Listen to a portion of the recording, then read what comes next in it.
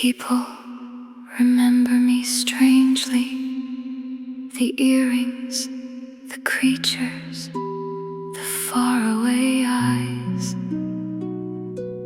The girl who spoke as though reality was larger than everyone believed.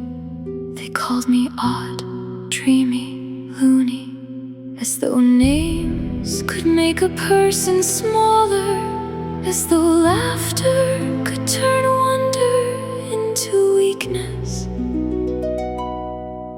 But I was never lost.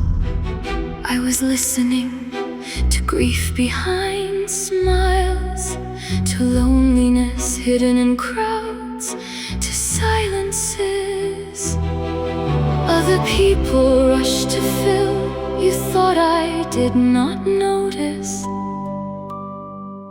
That was your first mistake. Because people who are ignored learn to see everything. You called me strange, I called it surviving.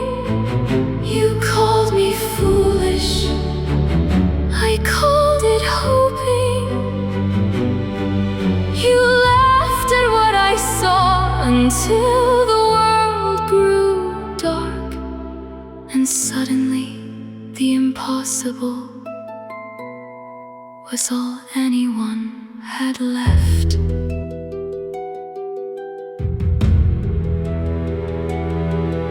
I remember my mother not perfectly. Grief steals details first. The sound of her laughter, the warmth of her hands, the smell of parchment and experiments gone wrong. I remember light, then silence, then my father trying to smile through heartbreak.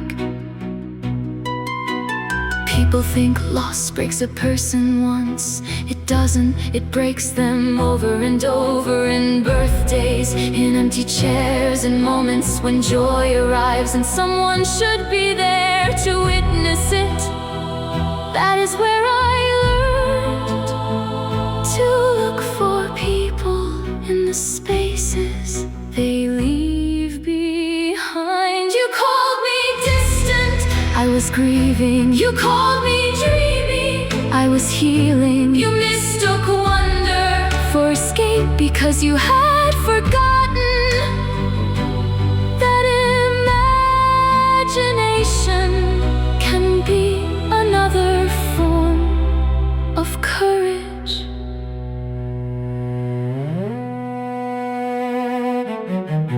At Hogwarts they stole my things, books, shoes, notes, little pieces of ordinary life.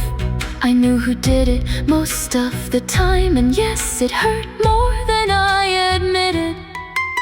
But cruelty does not become less cruel because it is childish, and kindness does not become weakness because it is quiet.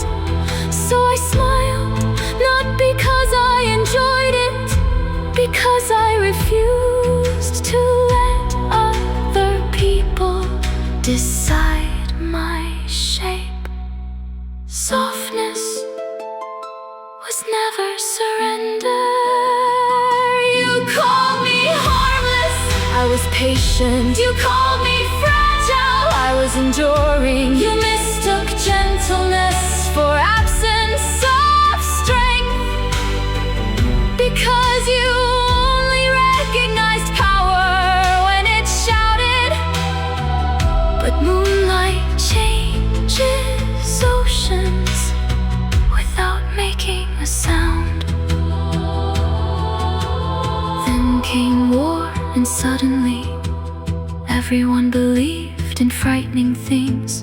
Disappearances, dark marks, whispers in hallways, names spoken like prayers. Funny, nobody called me foolish when fear taught them the world was larger than they wanted.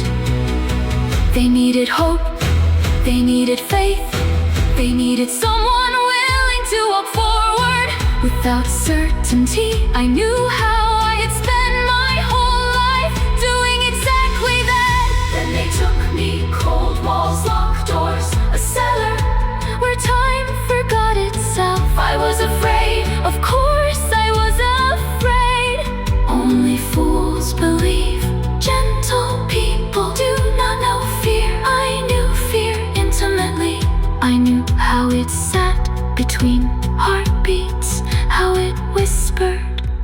that nobody was coming. But fear forgets something. Kindness survives confinement. Hope survives darkness. And even inside a prison, you can still become someone else's light. So I remembered names, shared stories, shared silence, shared courage. Because sometimes hope is not a sword.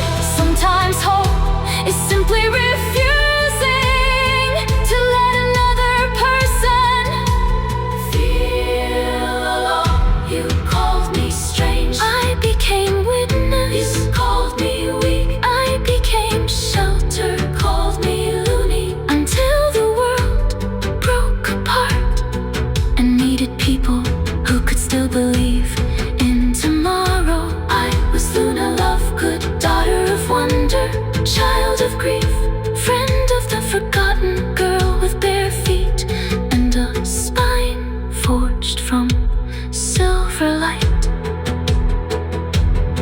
After the war ended, people asked how we continue, how we rebuild, how we survive. And I already knew the way stars survive daylight, the way flowers survive winter, the way hope survives fear. Softly, patiently, together.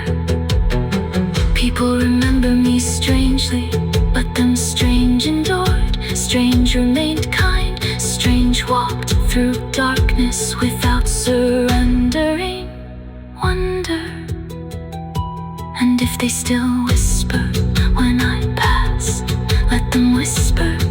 I have heard grief, I have heard fear, I have heard silence, and still I choose hope again and again and again.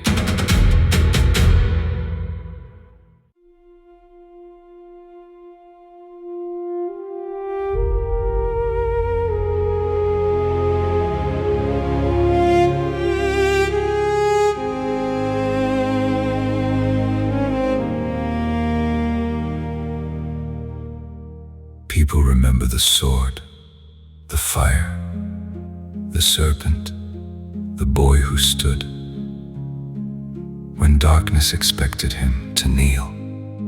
Funny, because bravery didn't begin there.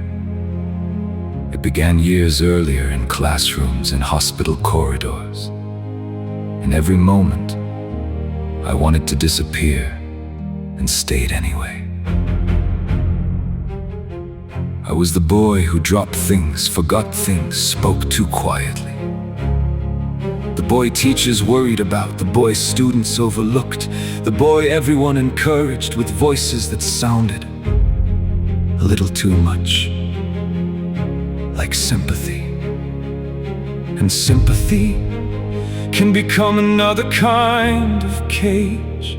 You called me clumsy, I was afraid. You called me hopeless, I was learning. You called me almost brave, almost talented, almost enough. But roots spend years being called invisible before anyone notices what they're holding up. My parents were heroes, that is what people said. Frank Longbottom, Alice Longbottom, names carved into history, names spoken with pride, names attached to stories I was expected to inherit. But I knew them differently, through photographs, through visits, through wrappers pressed into my hand by a mother who could no longer remember who I was. People called it sacrifice, I called it absence. people called them heroes, I called them mom and dad. you called their suffering noble. I called it greed. You called me lucky to have their legacy. But legacy does not hug you.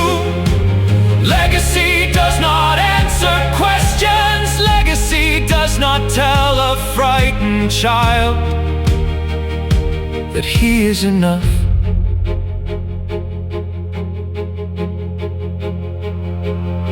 Then there was Gran, strong, proud, determined. She loved me fiercely, so fiercely that sometimes it felt like disappointment.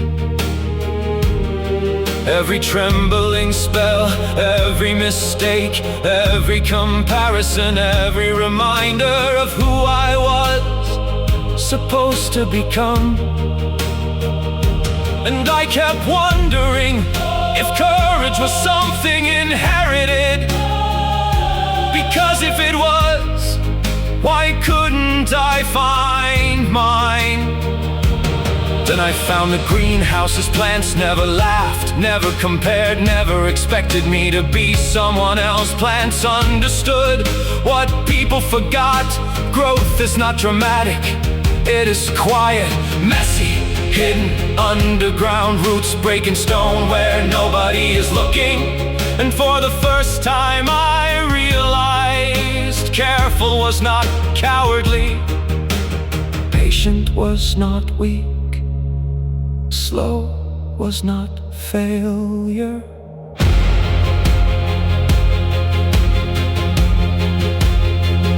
Then the carols came, fear became curriculum, cruelty became policy, and something inside me finally stopped bending.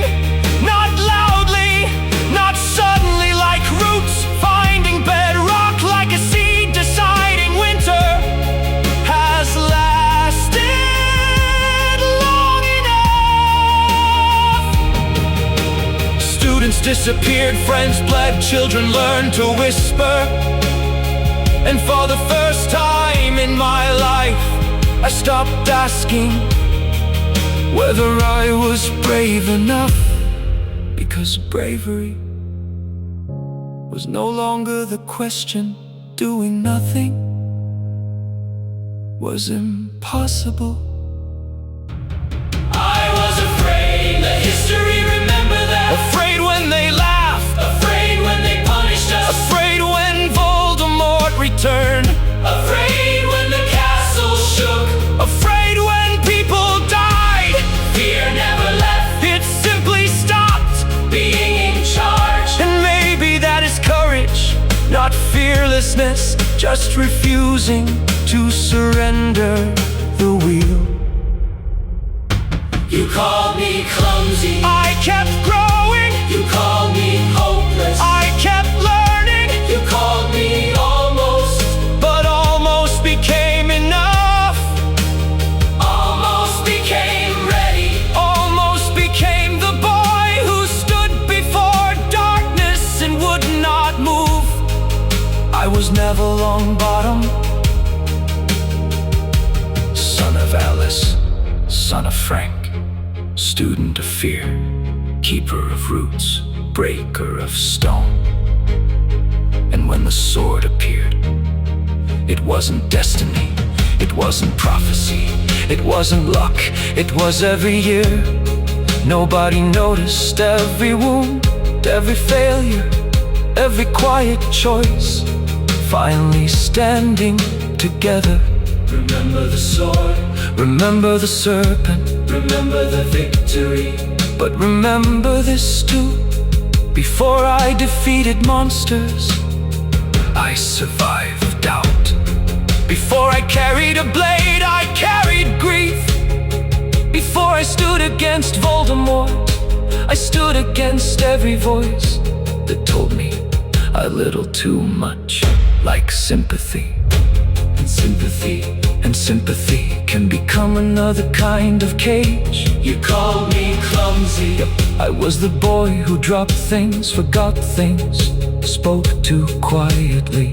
The boy teachers worried about, the boy students overlooked, the boy everyone encouraged with voices that sounded a little too much like sympathy.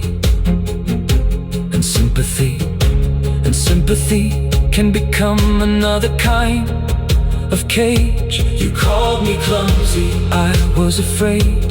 You called me hopeless, I was learning. You called me almost brave, almost talented, almost enough. But roots spend years being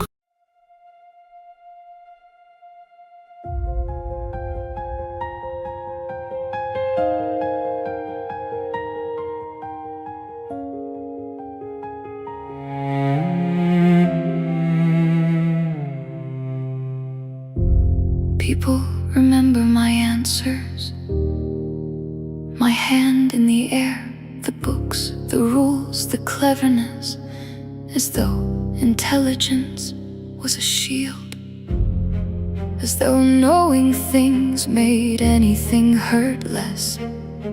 But knowledge did not stop fear, knowledge did not stop pain, knowledge did not stop my hands from shaking. When the world went dark, I was 12 years old when a basilisk found me. 12. A child turned into proof that danger had entered the school. Everyone promised was safe. After that, I studied harder, because that is what I did. When I was afraid, I prepared, I planned, I learned, as though enough knowledge could keep death from finding us again.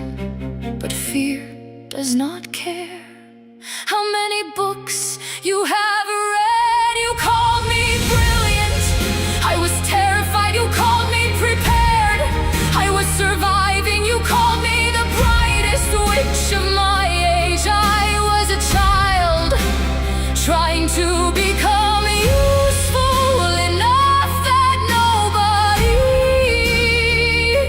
would leave me behind.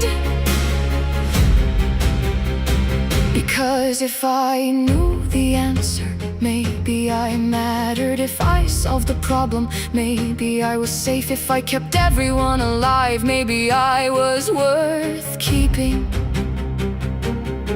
Do you remember what I gave up? Not a necklace, not a wand, not a school year, my parents. I stood in my own home and erased myself from the people who loved me first. Do you understand that?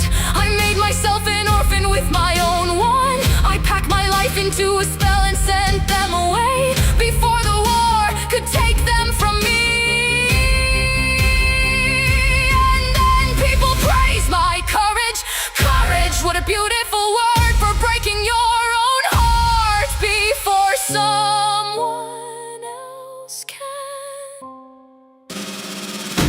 You called me brave, I was grieving. You called me clever, I was desperate. You called me strong, I was 17 and already knew how to mourn people who were still alive. I carried words, I carried plans, I carried books, I carried fear. And when everyone slept, I stayed awake, listening, waiting,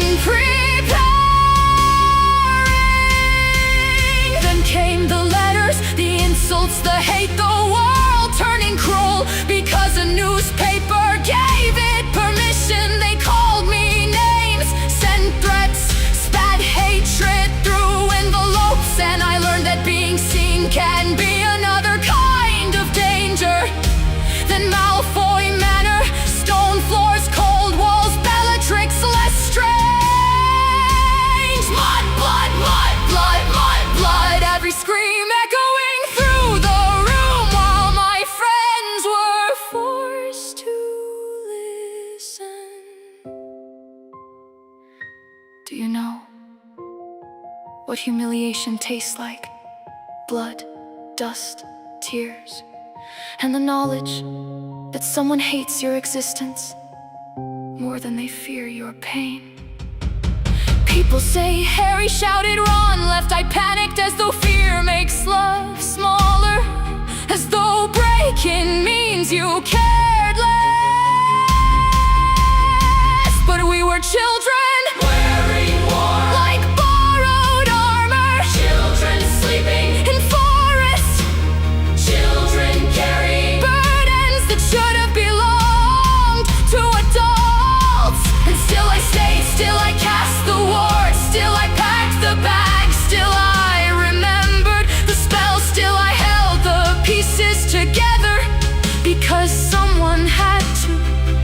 'cause if I fell apart, who would catch us? You called me brilliant. I was exhausted. You called me logical. I was angry. You called me the brightest witch of my age. But brightness burns, brightness costs, brightness needs. Everyone expects you to light the way, even when you are dying in the dark. I was not just the clever one, not just the planner, not just the girl with answers.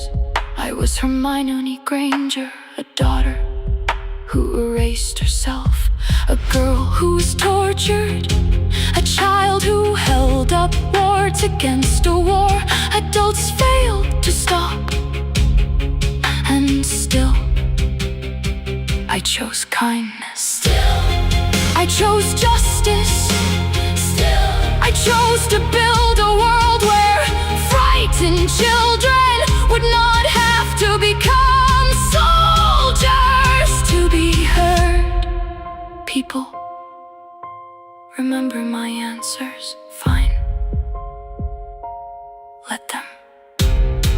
But remember this too. Every spell I cast, every book I carried, every plan I made, every night I stayed awake was not because I was fearless.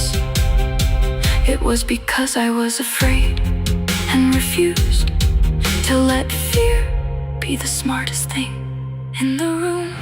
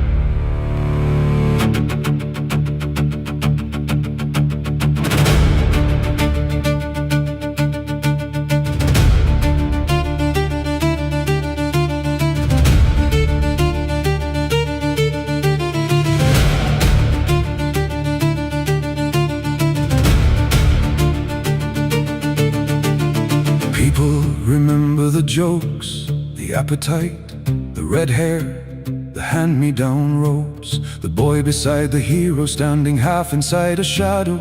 Funny, because shadows still feel cold. Even when everyone assumes you're lucky to stand there.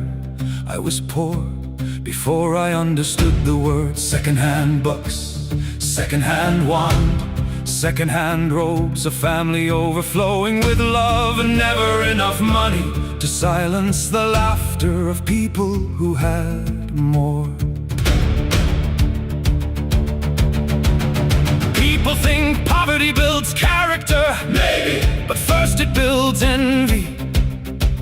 First it teaches comparison, first it teaches a child how to smile while feeling smaller than everyone else. I know that now, But love does not stop insecurity from learning your name. You call me jealous, I was invisible. You call me insecure, I was exhausted. You call me the funny one, the loyal one, the friend. But do you know how difficult it is to stand beside legends and still believe you matter? Harry had a prophecy, Hermione had brilliance, I had fear, a broken wand, and a desperate need to prove I belonged. I sacrificed myself on a giant chessboard at 11 years old. Not because I was fearless, because someone had to. I followed Harry into a forest full of spiders. spiders. My worst nightmare with 8 legs and far too many eyes. I did it terrified, I did it shaking, I did it anyway. Then Sirius Black, a broken leg, a murderer, we thought. And I still stood between him and my friends. Tell me again how I was only comic relief. You called Harry brave, You called Hermione brilliant. You called me loyal, as though loyalty costs nothing, as though staying is easy, as though fear disappears because courage arrives. But courage isn't the absence of fear, it's fear that stays anyway. Then came the locket, and it spoke with my own voice. Every insecurity, every jealousy, every wound. it knew exactly where to strike, because the cruelest enemy is the one living inside your own head. And for one terrible moment, I believed it. I left, yes, I left. Not because I stopped loving them, because I stopped Believing they needed me, there is a difference. But every mile away felt wrong, Every night colder, every breath heavier. because home wasn't a place, home was them. So I came back. Not perfect, not heroic, not triumphant, Just determined, and sometimes determined is enough. Do you know what people forget? I destroyed the Horcrux that knew me best. Opened the chamber of secrets from memory. Fought Death Eaters, fought monsters, fought fear again and again and again. Not because I was special, because I refused to let fear decide who I became. Then Fred died, and suddenly the world lost a sound. My brother, My other half the laugh that always arrived first, gone. and every family dinner afterward had one empty chair, louder than any scream. You called me jealous, I was grieving, you called me funny, I was breaking, you called me ordinary. but ordinary boys, Can still be brave, ordinary boys, can still save lives, ordinary boys, can stand on broken legs, face impossible odds. lose people they love and keep going. I was not the chosen one, I was not the brightest witch. I was Ron Weasley. Sick son, Poor boy, frightened boy, loyal boy, the boy who laughed, the boy who returned, the boy who never stopped choosing the people he loved. Remember Harry, remember Hermione, they deserve it, but remember this too. When the darkness came, I stayed. When fear spoke, I answered, when I failed, I returned. and sometimes The bravest thing a person can do is come back after believing they don't belong.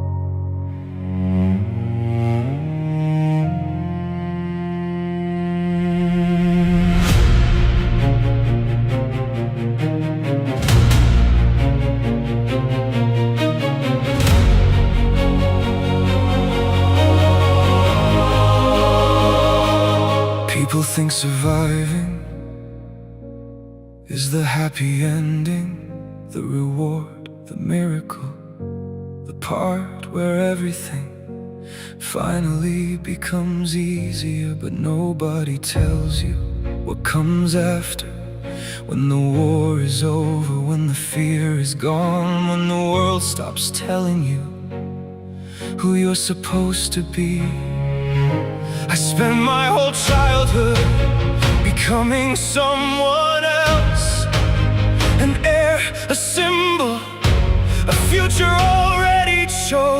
before I could choose anything. And now the silence is louder than the war ever was.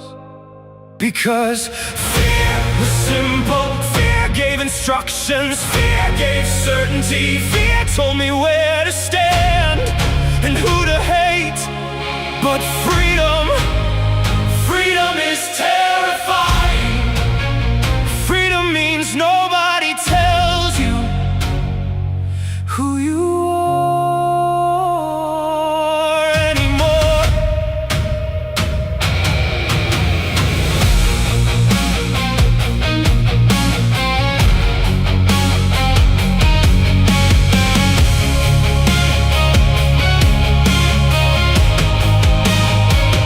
I remember the dark mark, the weight of it, the way my hand shook every time I looked at it. People called it destiny, people called it honor, people called it loyalty. Nobody called it what it really was. Terror, pure terror. I was 16 years old and grown men expected me to carry death like it was normal. I couldn't sleep, couldn't eat, couldn't breathe, and still people called me privileged. Because wealth cannot stop nightmares, status cannot stop panic, family names cannot make frightened children feel safe. You see marble floors, I remember pacing them at midnight, wondering whether tomorrow would be my last.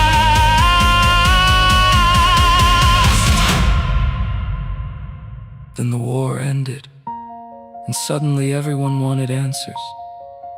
Are you good now? Are you sorry now? Are you different now? And I wanted to scream, because redemption isn't a destination. It's not one decision, not one apology, not one brave moment. It's waking up every day and choosing again and again and again.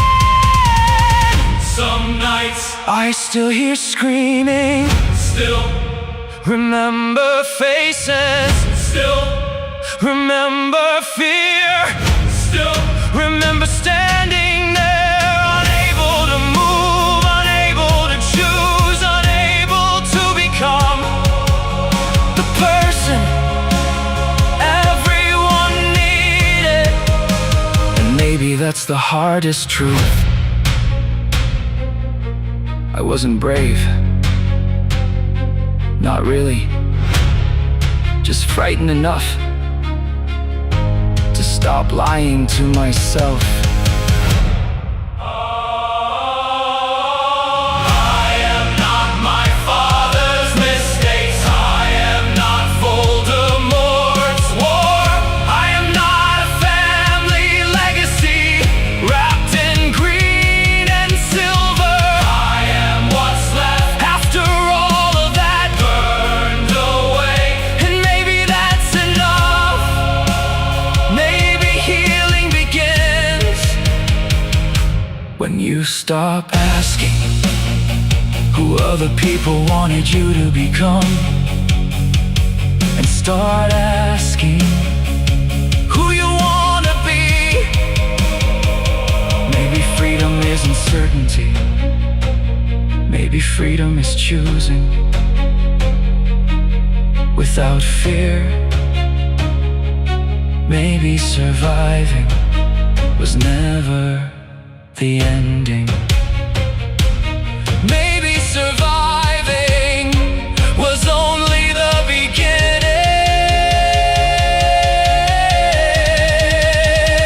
People think surviving is the happy ending. Maybe they're wrong. Maybe surviving is simply the moment the real story starts.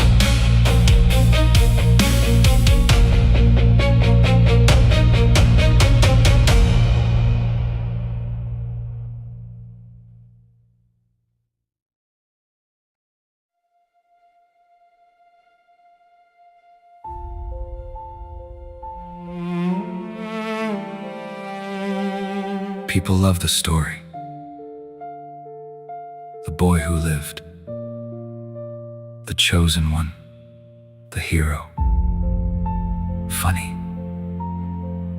Because heroes usually get choices, I got instructions. Secrets. Adults looking at me like I was the answer to problems they created. I was 11 years old, and somehow the entire world already needed something from me.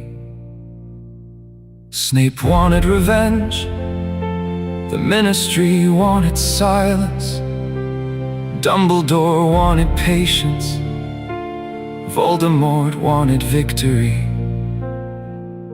And somehow every road led back to me, a child, always a child. People talk about destiny as though destiny excuses things, as though calling something prophecy makes it fair. Do you know what I wanted? Not glory, not fame, not legends. I wanted parents, I wanted safety, I wanted 1 year when nobody died. You called me brave, I was terrified. You called me strong, I was surviving. You called me a hero, I was 15. And every time I needed help, another adult handed me another burden. You called it courage, I called it necessity. Cedric died, and adults argued politics. The Ministry called me unstable, attention-seeking, as though grief in children was some kind of inconvenience. Then Sirius died, and everyone looked sorry, as though sorrow could rebuild a life, as though regret could bring him back.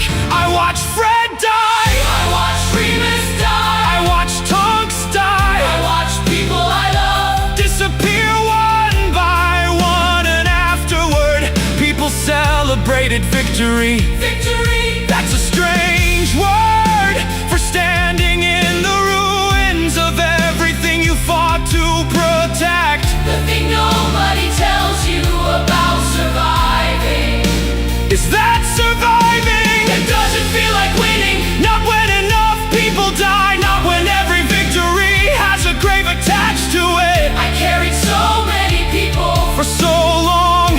The prophecy, the war, the fear. And when it was finally over, I didn't feel stronger, just tired. God, I was so tired.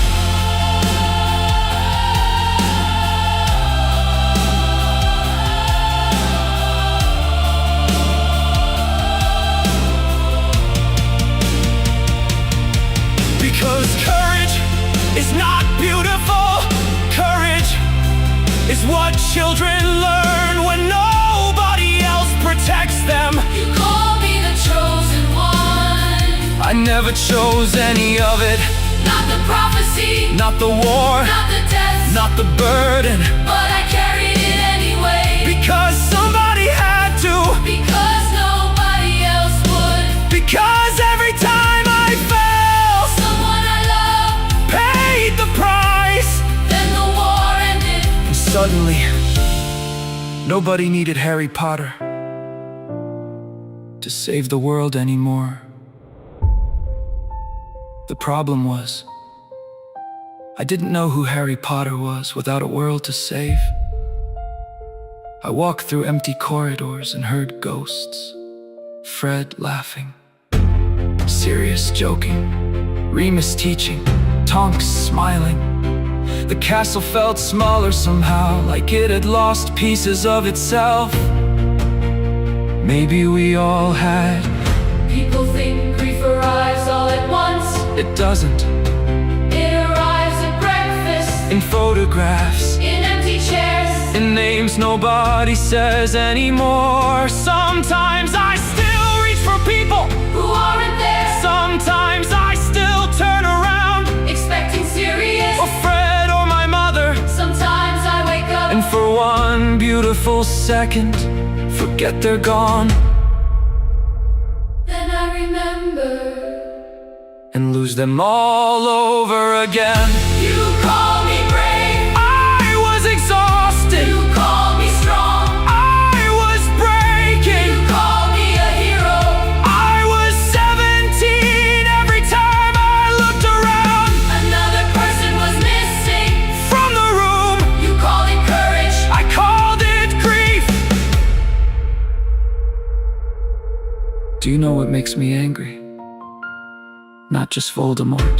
I understand Voldemort. Fear, control, Power. loneliness, I understand all of it. What makes me angry? Is how many good people looked at broken children And called it destiny. How many adults looked at frightened boys and called them soldiers? How many children? Were expected to carry wars they never started.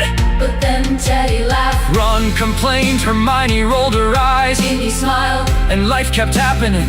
Maybe that's what healing is. Not forgetting, Not moving on. just learning how to carry the love without carrying the guilt. Just learning That surviving. doesn't make you responsible. For everyone who didn't. People remember. The boy who lived, but that's not who I wanted to be. I didn't wanna be a symbol. Or a legend, Or a story. I just wanted to be Harry. I did not need fame. I needed safety, I did not need destiny. I needed childhood, I needed honesty. I needed adults who acted like adults. Maybe this is enough. The war is over now. The dead are loved. For the first time, Nobody needs me. to save the world, They just need me. to live in it. People remember. The boy who lived, I remember. the children who didn't. The war is over, But so do I. and maybe for the first time, that's enough.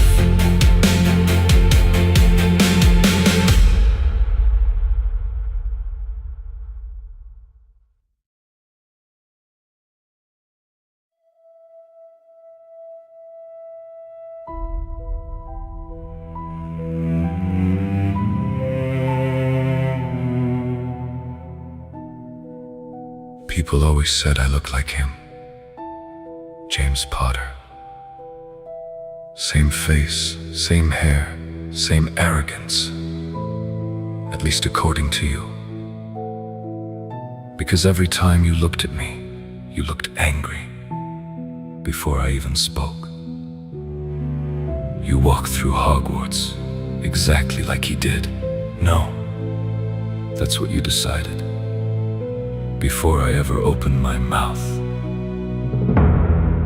You called me arrogant, spoiled, attention-seeking. I was 11 years old, famous for something that murdered my parents. And the first thing you ever taught me was that adults could hate children too. You think I wanted fame? My parents died before I could remember them. My relatives hated me. Half the school thought I was dangerous. And every adult either lied to me or expected me to save the world. Before I was grown. You hated my father for humiliating children, then spent years doing the same thing to me. You hated cruelty when it was done to you, but when you held the power, you called it discipline, you called it teaching, you called it what I deserve. That is not fair. Then let's talk about fair. Let's talk about occlumency. You dragged me into a room alone and tore through my head without explaining anything. My cupboard, Cedric, my aunt screaming. Every nightmare, every humiliation, you saw of it. And still you sneered. You were undisciplined. I was 15, and then I saw your memory, just one. My father humiliating you by the lake. And do you know what happened? I hated him for it. I defended you to Sirius, to Remus, because unlike you, I knew what humiliation looked like. I looked at my father bullying someone powerless, and it made me sick. But you looked at me, a lonely, abused child, and still saw your bully. You saw yourself in me and punished me for surviving differently. You saw your own loneliness, your own anger, your own childhood. And every time I reminded you of it, you struck first. You know nothing about what he took from me. And you know nothing about what your hatred turned you into. Pain does not make people kinder. Sometimes it only teaches them how to hurt others more precisely. You think you're the only person who grew up angry. I know rage too. Loneliness, fear, humiliation. The difference between us was never James Potter. It was that every time life hurt me, I kept searching for people. and every time life hurt you, You stopped. you have Lily's kindness. Then why couldn't you tell me that? Because every time I looked at you, I remembered everything I lost. and every time I looked at you, I wondered why surviving had to hurt this much.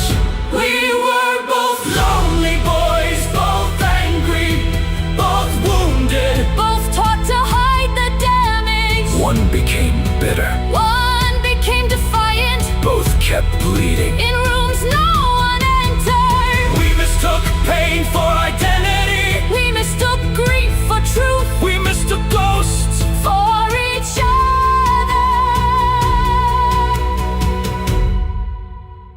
When you looked at me, did you ever actually see me? Not at first. Perhaps we were both looking at ghosts. Yeah. Perhaps we were.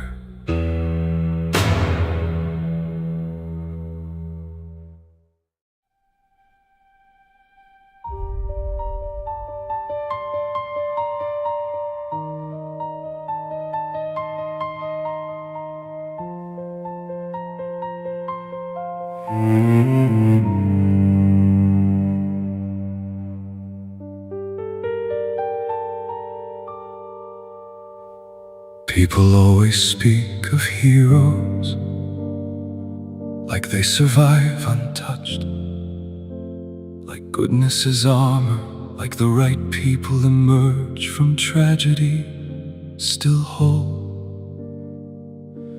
But no one talks about the children who break quietly, the angry ones, the lonely ones, the ones who learn too early that love can disappear. I was one of them. Grease-stained hair, second-hand robes, empty corridors after class, watching other children laugh, as though warmth belonged to them naturally, as though friendship arrived easily, as though being loved required no effort at all. And then there was her, Lily. God, even now the name hurts. She was sunlight through stained glass, the first person who looked at me and saw more than the boy everyone mocked, the first person who made the world feel less cold. I loved her long before I understood what love was. They called me bitter, sharp, difficult, strange, but pain left alone eventually learns how to bite. James Potter burned like sunlight. Everything I wasn't, everything I hated, everything I secretly wished I could be. And every laugh from Gryffindor Tower felt like another reminder of where I did not belong. Still, for a little while, she sat beside me, shared books, shared silence, shared pieces of herself. And for a little while, the loneliness stopped winning. Then came the worst word I have ever spoken. One word, one moment, one mistake, mud, blood. God, if I could tear one memory from existence, it would be that one. Because I watched trust die in real time, watched her eyes change, watched years of friendship collapse in seconds, and afterward nothing felt real anymore. Because hatred is easier than grief, cruelty is easier than shame, anger is easier than admitting your heart has already shattered. So I buried myself in potions, in silence, in darkness, among people who confused fear for strength and emptiness for power. Then came the prophecy, half-heard words, a careless choice, a desperate mistake, and suddenly the woman I loved had death following her. I begged him, do you understand that? I begged, not for glory, not for power, not for redemption, for her. Take anyone else, spare her. Take my future, take my life, take everything. Just leave her alive. But monsters do not love. Monsters only take. And when she died, something inside me died with her. Not loudly, not dramatically, quietly, like a star collapsing far away in darkness. People think grief screams.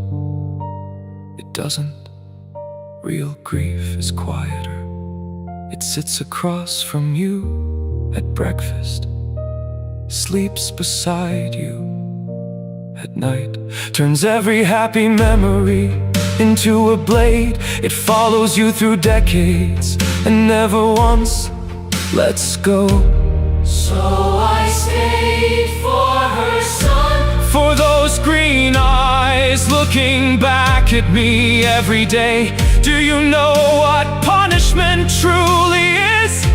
Not Azkaban, not torture, not death. It's surviving, it's waking every morning inside the ruins of your own choices. It's protecting the child of the man you hated, because the woman you loved would have wanted it. It's standing beside people who despise you and knowing they are not entirely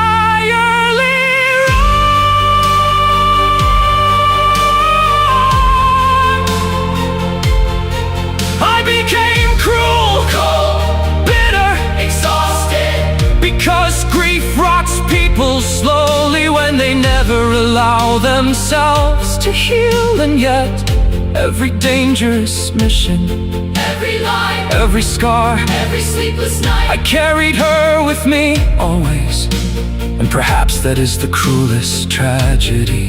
Not that Lily Evans died, but that Severus Snape survived her.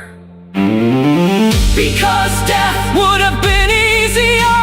death and suffering, Survival remembers. survival hurts. Survival keeps going long after the person you loved is gone. And somewhere beyond the war, beyond the bitterness, beyond the mistakes, there will always be a lonely boy beside a lake, looking at a red-haired girl, believing for one impossible moment that he might be loved too.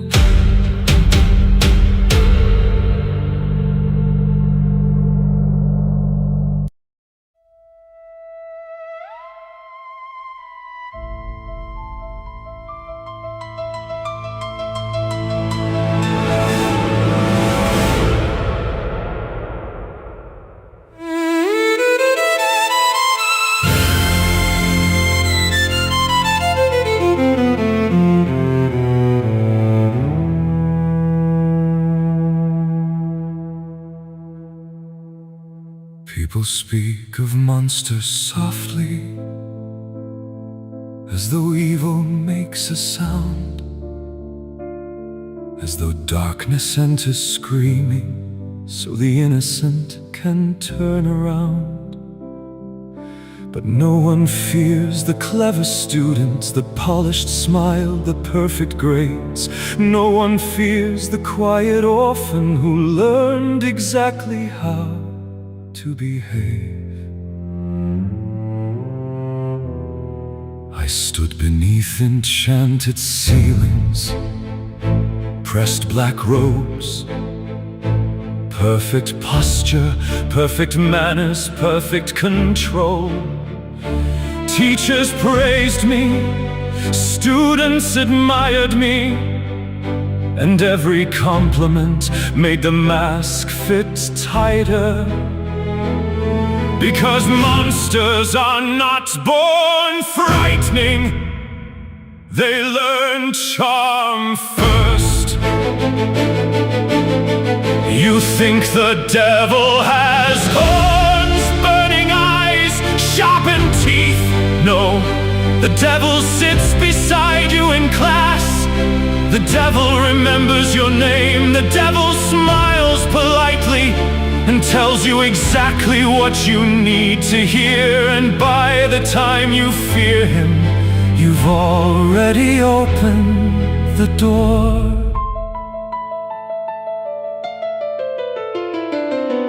Every teacher called me gifted, every student stepped aside, some out of fascination, some out of fear.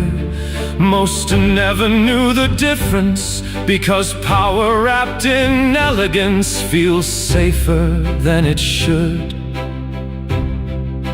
People trust monsters faster when monsters make them feel understood. I learned secrets from silence, from hesitant glances, from lowered voices. People tell you everything if you wear the correct face. A sympathetic smile, a thoughtful nod, a carefully timed kindness. And suddenly their defenses disappear. The darkest cruelty rarely announces itself. You think evil shouts, leaves destruction where it walks. No, the darkest kind of darkness learns to whisper while it talks. The devil holds the door, The devil offers comfort. The devil listens patiently. And by the time the mask begins to crack, the monster already knows you completely. I was only a lonely orphan. At least that's what they saw. A quiet child, perfect manners, perfect grades, perfect future. No one asked why anger lived beneath my skin, why loneliness echoed through my ribs, why every smile felt rehearsed, why every friendship felt temporary. Because pain becomes ambition when nobody notices it, and ambition becomes obsession when power starts looking like safety. To a child with no home, control feels comforting. Fear feels reliable. Distance feels safe. And love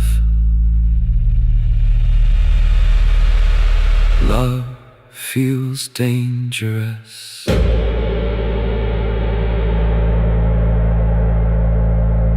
Would you have feared me if I'd screamed instead of smiled? If I'd raged instead of charmed? If I'd shown you the darkness immediately?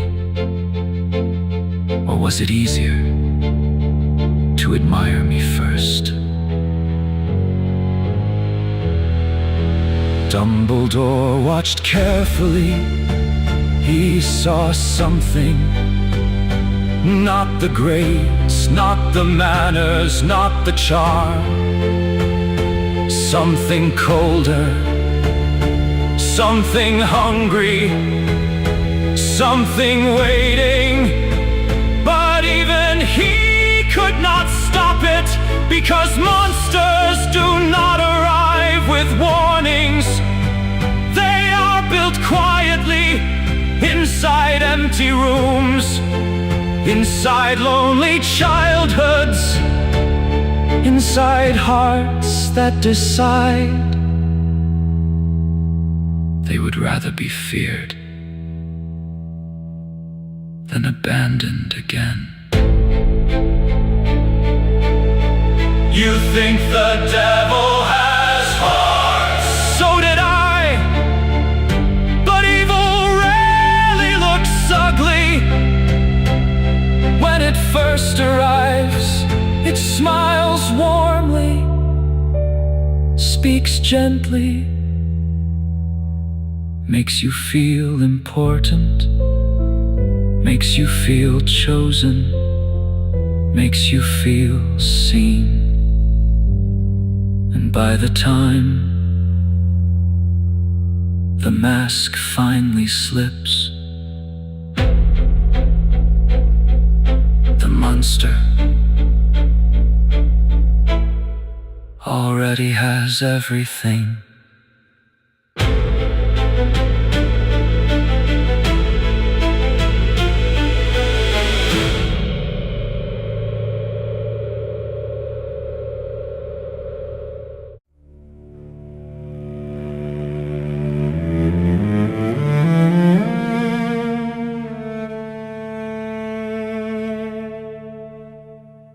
I was raised inside marble hallways, silver frames, polished pride. A house where weakness was spoken of like disease. A house where affection was something earned, never given. My father called it strength, I called it survival. Back then, I did not know the difference.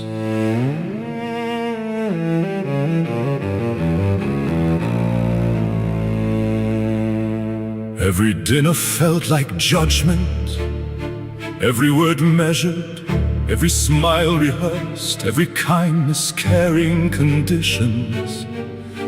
And somewhere between obedience and expectation, I learned a dangerous lesson. If people only value perfection, then imperfections must be hidden. So I stood straighter, spoke less, felt less, because boys raised on fear become very good at disappearing inside themselves. At Hogwarts, they called me fortunate, privileged, refined, admired, but admiration is a poor substitute for safety. Every friendship felt conditional, every weakness dangerous, every mistake remembered, and then he appeared, brilliant, certain, fearless. Tom Riddle, the sort of man who made frightened people believe that fear finally had purpose, and boys raised without warmth will kneel before certainty every time.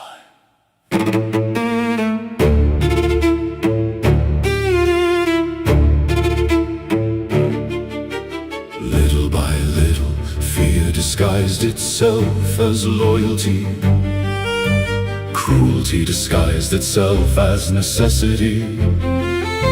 Obedience disguised itself as conviction. That is how darkness survives, not through monsters, through frightened people who convince themselves they have no choice.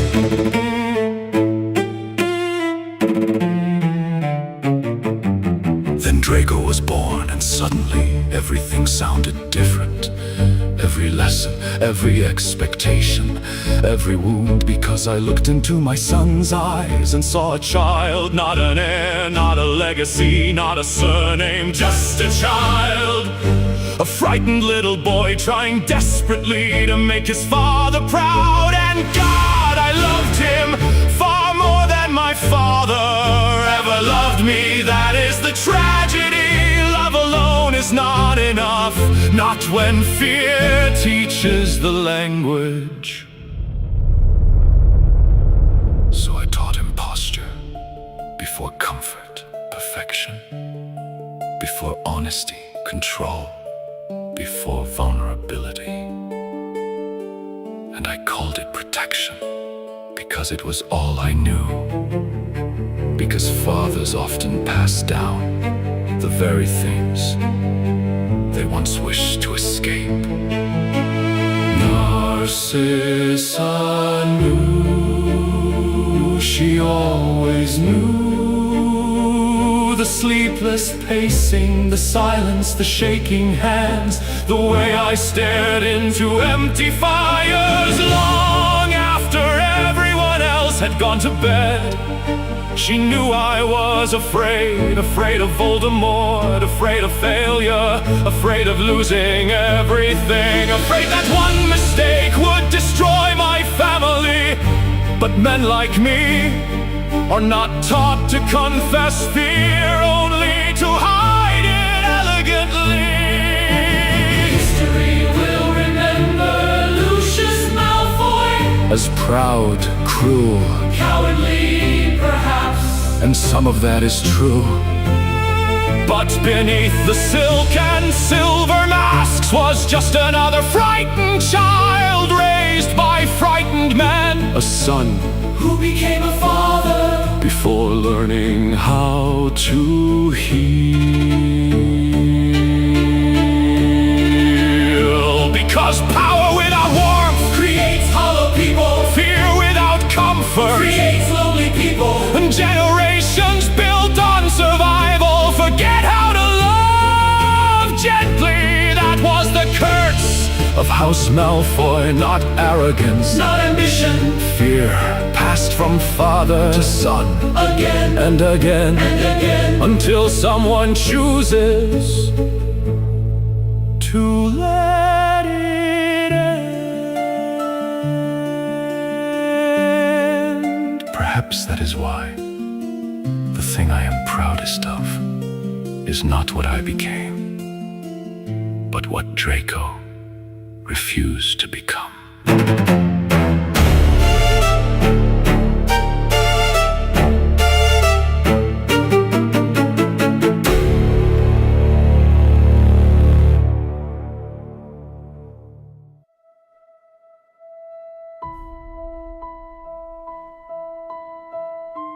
People say monsters are born evil. That's because it makes people comfortable. Comfortable?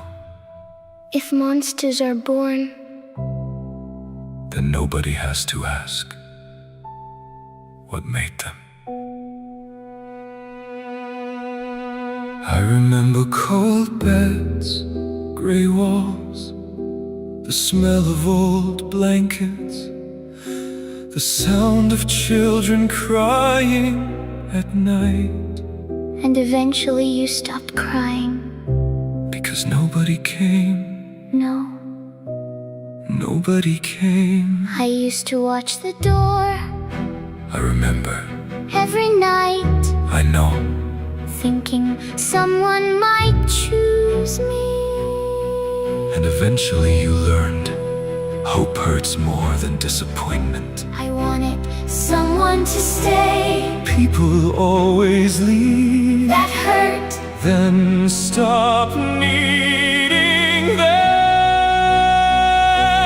I didn't want people to fear me. But fear worked. I wanted friends. Fear was easier. I wanted to belong. Power belongs to itself. That's lonely. Yes.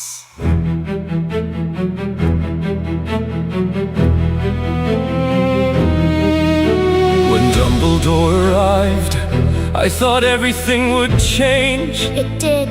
I thought Hogwarts would fix me. No place can heal wounds, nobody notices. But I wasn't alone anymore. You were admired. That's different. People liked me.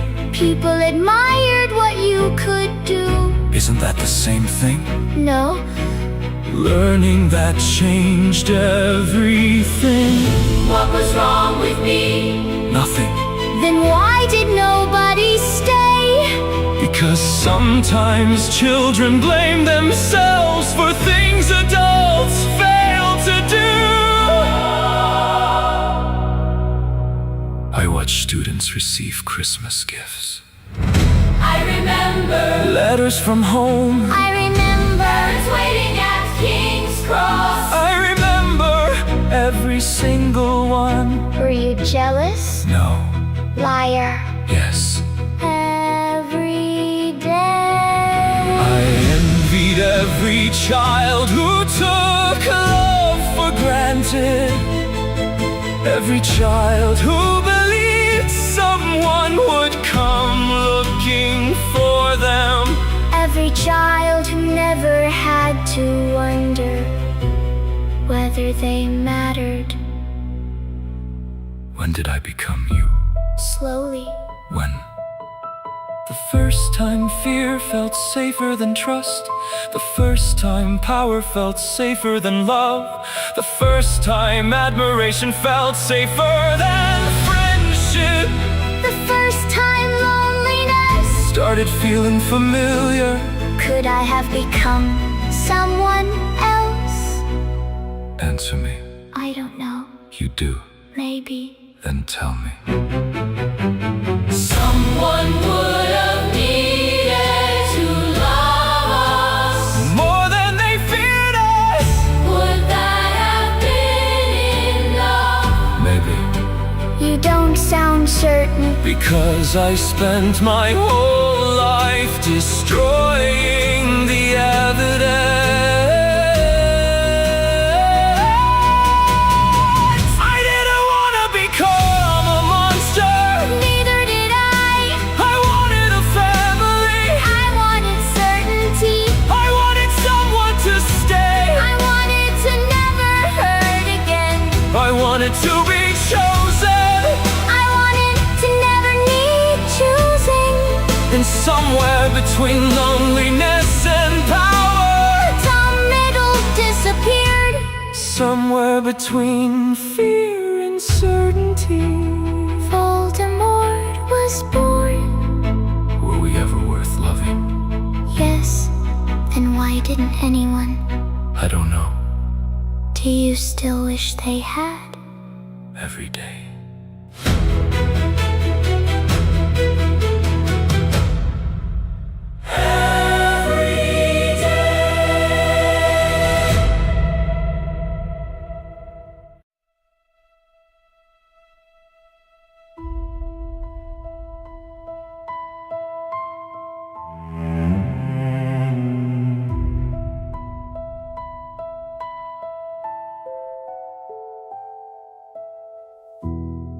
People say monsters are born evil, as though darkness arrives complete, as though children enter the world already hollow. But no one is born fearing love. No one is born believing attachment is weakness. No one is born looking at people like temporary things. That is learned.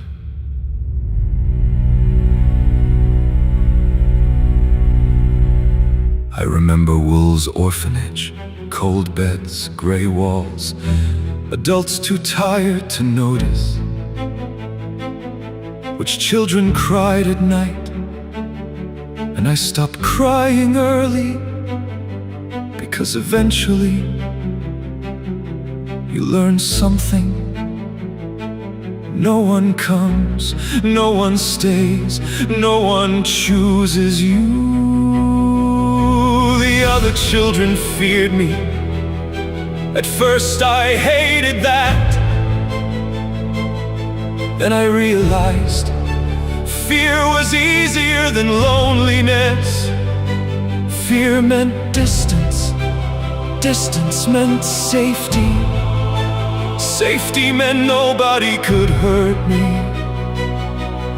So I became good at it, good at making people step back, good at making sure I was the thing they feared instead of the thing they pitied. And then Dumbledore arrived. Magic, a castle, a future. For one ridiculous moment I thought my life was finally beginning. A place where I belonged, a place full of people like me, a place that would understand. But Hogwarts did not heal me. It admired me. There is a difference. Teachers praise brilliance while ignoring cruelty. Students follow confidence even when it felt cold. And every time someone looked impressed, the emptiness inside me grew quieter. Just for a moment. Do you understand? Power feels like love to children who grew up without affection. That is the tragedy. Not that I became powerful, that I mistook power for being wanted.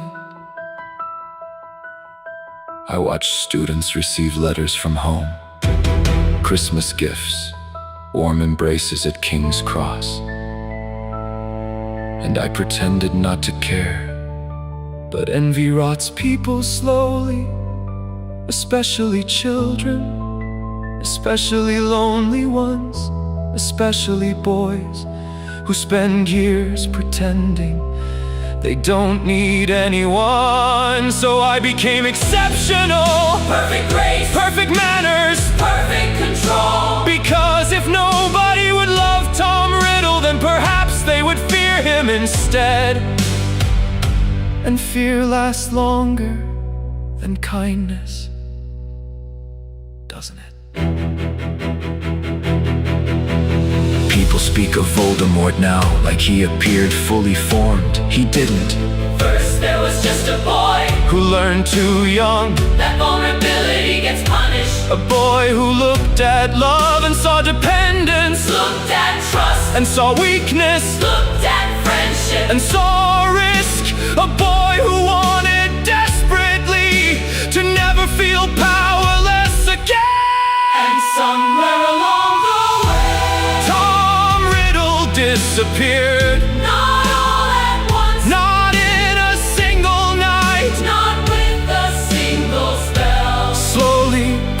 quietly.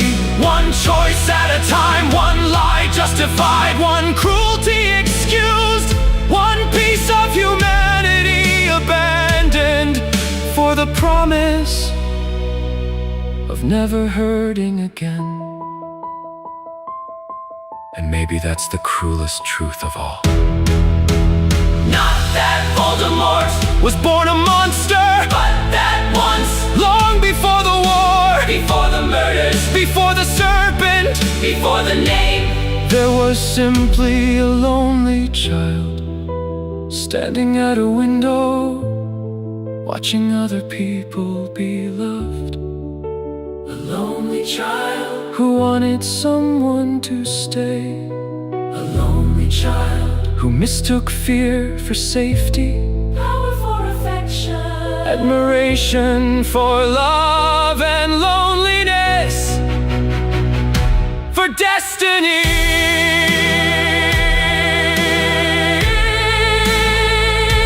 Because monsters are not born, they are built choice by choice, wound by wound. And sometimes the most frightening thing is not the monster, it's remembering the child that came first.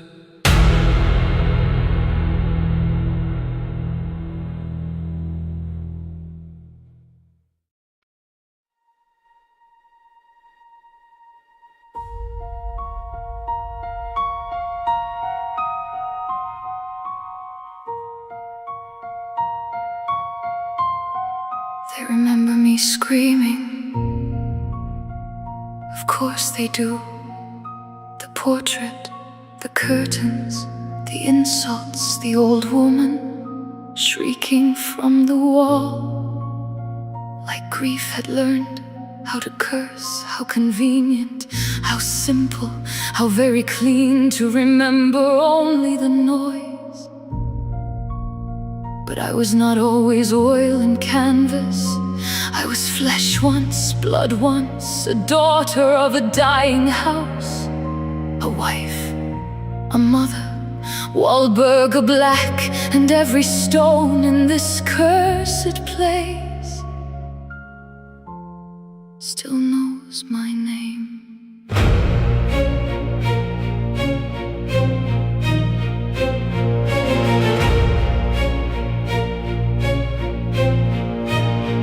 I was taught that family was everything: blood, name, lineage, survival, not softness. Never softness. Softness was how houses fell. Softness was how daughters ran. Softness was how sons forgot who they were born to be. So I held the family tightly, too tightly. I called it protection, I called it duty, I called it love, perhaps. That was my first sin. One son burned like rebellion, one son drowned like silence, one tore his name from my walls, one carried it to the grave. And I, who thought a house could be preserved through pride, watched house black rot from within.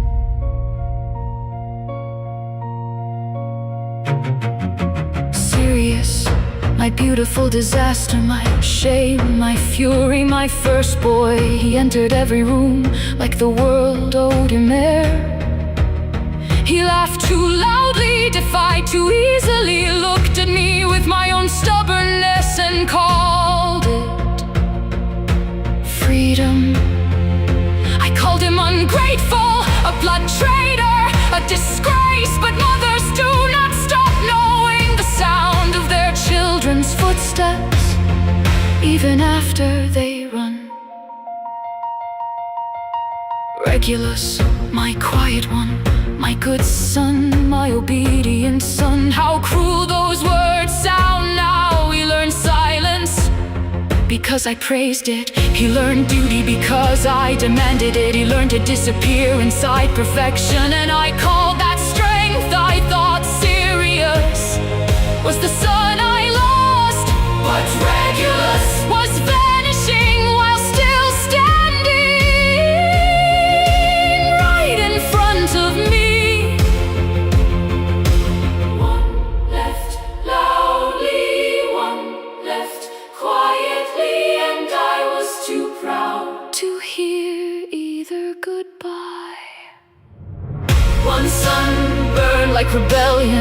One son drowned like silence.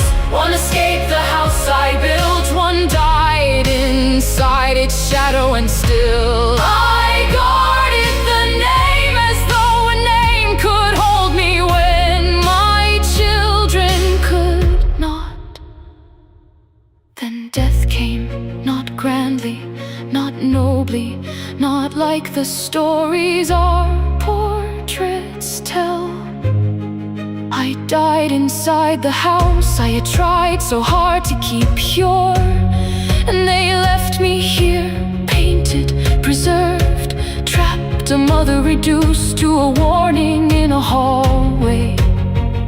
So I screamed, of course I screamed. What else remained?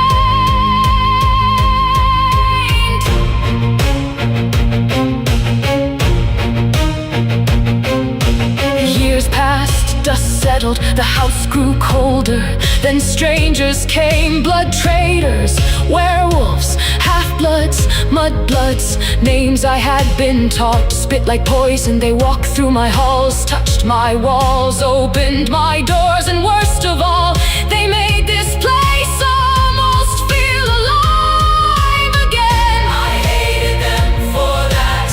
Then I saw him, Harry Potter, James in the face, Lily in the eyes, and beside him, my Sirius, older, thinner, haunted, still arrogant, still impossible, still mine. Do you know what it is to see your son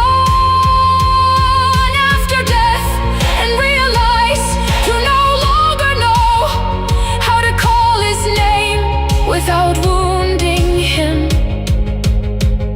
I wanted to curse him, I wanted to command him, I wanted to ask if he had eaten, if he slept, if Azkaban had left him cold, if he hated me, if he remembered me before the shouting. But pride is a locked room, and I had built myself inside it. One sunburn like rebellion, one sun drowned like silence. One died, still searching for somewhere to belong. One died where no mother could follow. And I, who loved them badly, who loved them through rules and rage and expectations, can do nothing now but hang here and remember. I kept the portraits, lost the children, kept the silver, lost the sons, kept the bloodline, lost the blood, kept the house in rust, everything that made it home. They remember me screaming, perhaps they should, but if these walls could speak more honestly than I ever did, they would tell you that every scream was only grief wearing my voice. Sirius, Regulus, my sons, my stars, my ruin. The house remains, but I could not keep it, because a house without its children is only stone.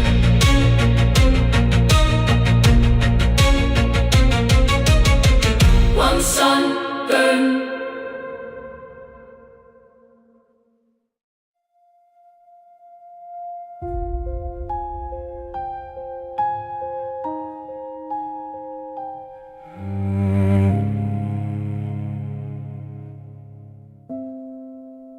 People remember the traitor, the rat, the coward, the man who sold his friends for his own survival. Funny, because no one remembers the boy, the one who laughed too loudly at jokes that weren't always funny, the one who ran to keep up, the one who wanted so desperately to belong. James burned like sunlight, Sirius burned like wildfire, Remus carried quiet storms, and me, I just tried not to be left behind.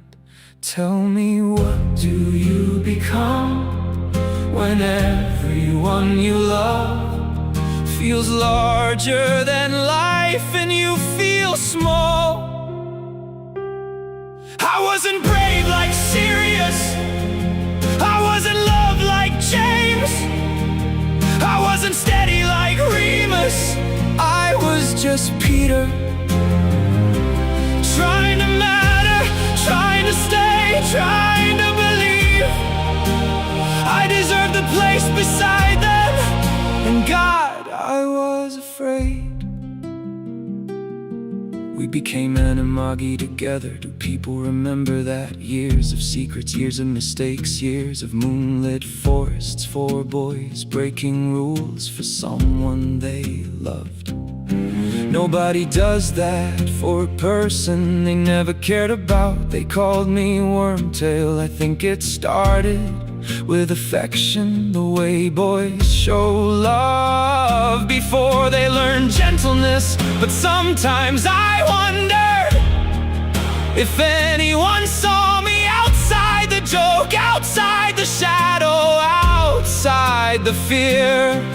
I laughed when they laughed, I followed where they led, and every day I feared that one day they would realize they didn't need me at all. I wasn't brave like Sirius, I wasn't admired like James, I wasn't wise like Remus, I was just Peter, watching heroes from beside them, trying to become someone worth remembering. Then the war came, and suddenly being small felt dangerous. People talk about courage as though everyone has enough of it. Some of us don't, some of us spend our whole lives pretending, and eventually pretending becomes impossible. I watched people choose sides, choose sacrifice, choose danger, choose death, and every day I became more frightened, not of Voldemort, of being insignificant, of being forgotten, of standing alone. Do you know what envy sounds like? It doesn't scream, it whispers, why him? Why not you?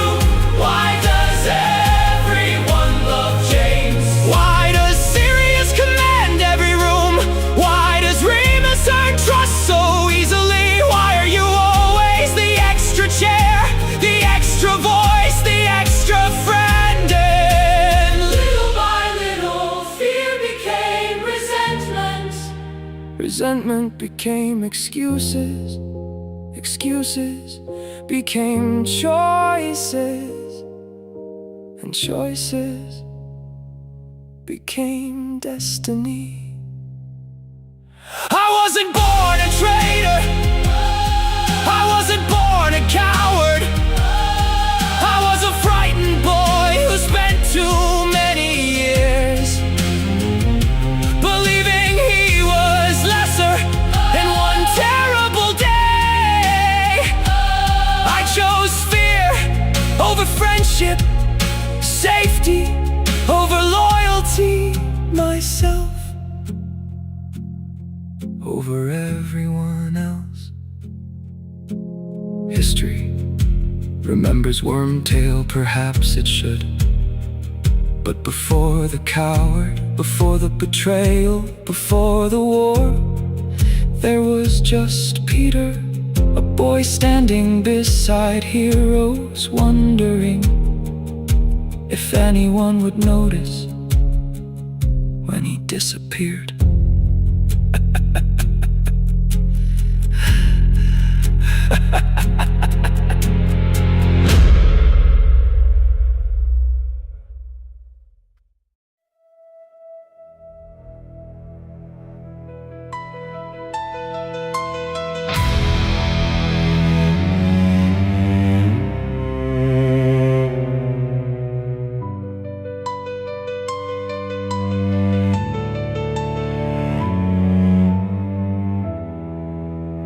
People think I ran away, funny, as though leaving was freedom, as though walking out the door means you've escaped.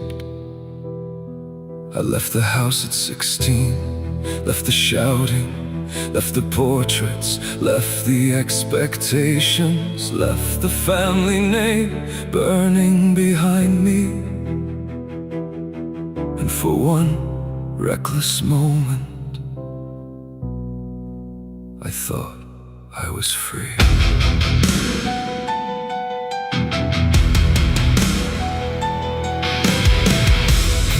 Then James opened his door, just like that. No conditions, no tests, no pure blood nonsense. Just a spare room, a warm meal, a place at the table. And God, I think that was the first time I understood what home was supposed to feel like. Because home isn't walls, home isn't blood, home isn't a family tree framed in silver and gold. Home is the place where nobody asked you to become someone else. And for a little while I thought I'd found it. Then the war came, and suddenly we weren't boys anymore. James married Lily, Remus smiled more carefully. Peter laughed less, and the future seemed close enough to touch. Then everything shattered one night, one betrayal, one grave, and I lost home again.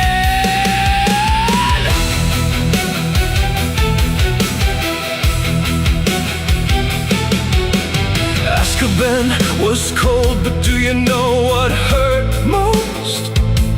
Not the Dementors, not the darkness, not the years, the silence. Knowing James was gone, knowing Harry was growing up, knowing I had somewhere to be, no way to get there. 12 years, dreaming about a home I couldn't reach. 12 years, holding on to a name, a face, a promise. Because home wasn't Hogwarts, home wasn't grim old place. Home wasn't freedom, Home was a laughing idiot with messy hair, calling me brother. and a little boy who should have known me sooner. Then I escaped, and for one impossible year I got him back, Harry. God, he looked so much like James, but he wasn't James. He was kinder, sadder, more tired than any child should be. And every time he smiled, I started believing again. Maybe after the war we'd have time, maybe we'd sit together, Maybe we talk maybe I'd finally be what I was supposed to be. a godfather, a family, a home. Maybe, maybe, maybe.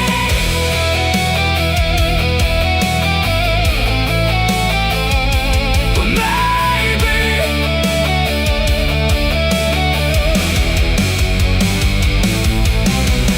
But that's the thing about my life. Every time I reached home, Something took it away. the blacks, The war, Azkaban, the veil, fade away, see. one step faster than me. People call me brave, Reckless, loyal, defiant, maybe. But if I'm honest, I spent my entire life running from one house and searching for another. I left one house, Lost another.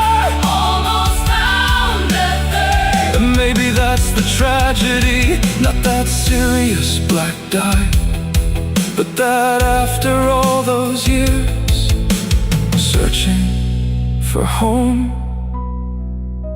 I never quite made it there.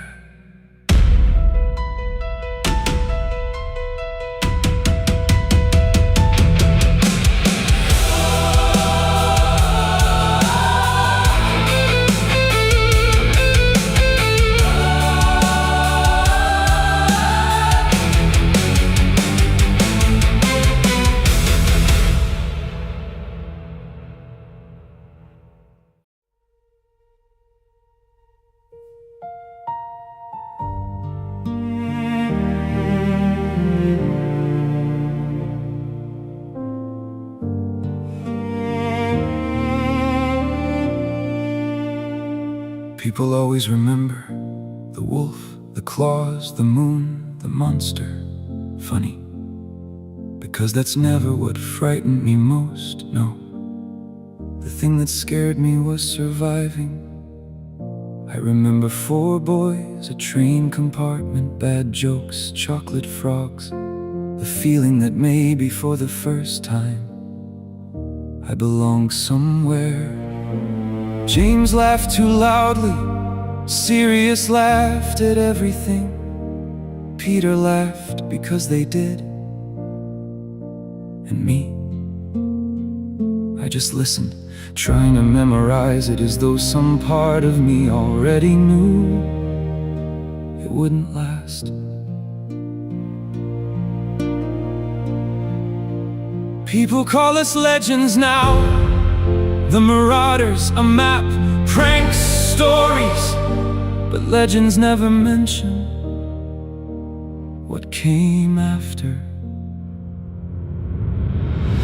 One died, one betrayed us, one disappeared and one remained me, the last marauder, the last witness, the last keeper of memories that nobody else remembers the same way.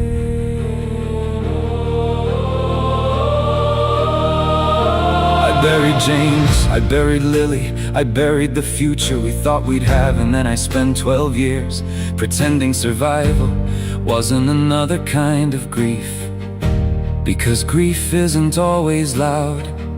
Sometimes it just becomes the shape of your life. Then Sirius came back.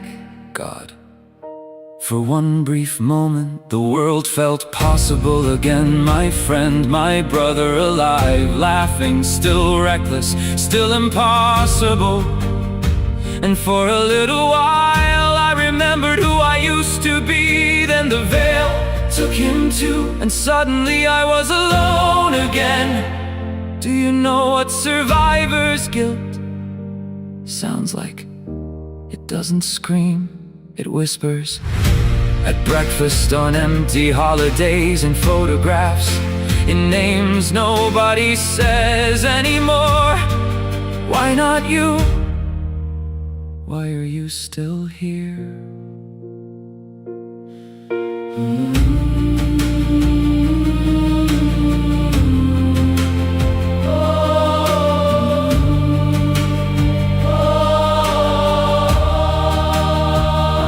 Myself that question for years, when James died, when Sirius died, when Dumbledore died, when the war kept taking and taking and taking.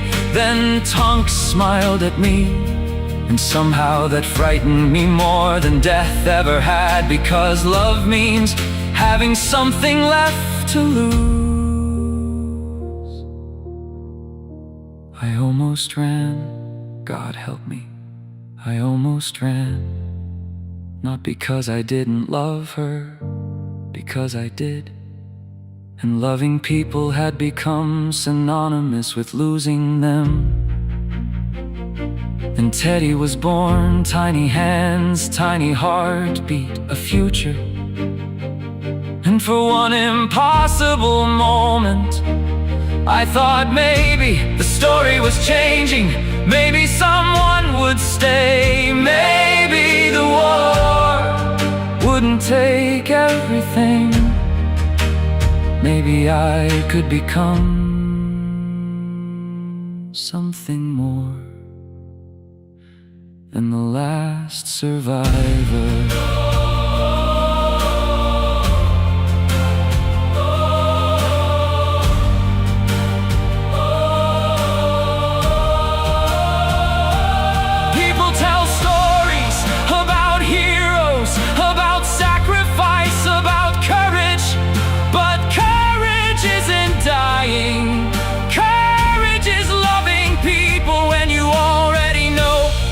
It will hurt. Courage is staying. Courage is hoping. Courage is building a future inside a world that keeps breaking.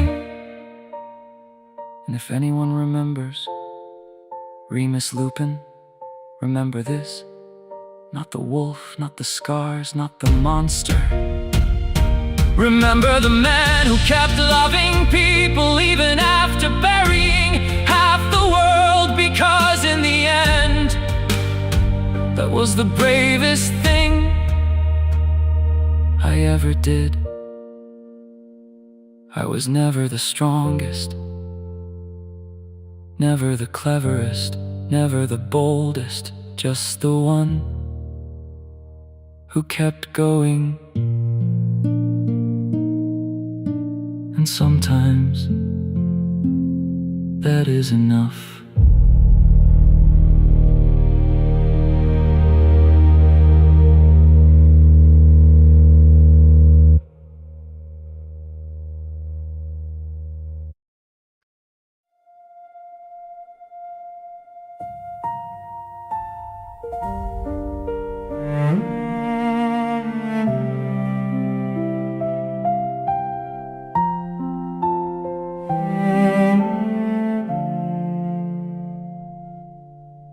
People remember the hero, the father, the man who stood between his family and a curse.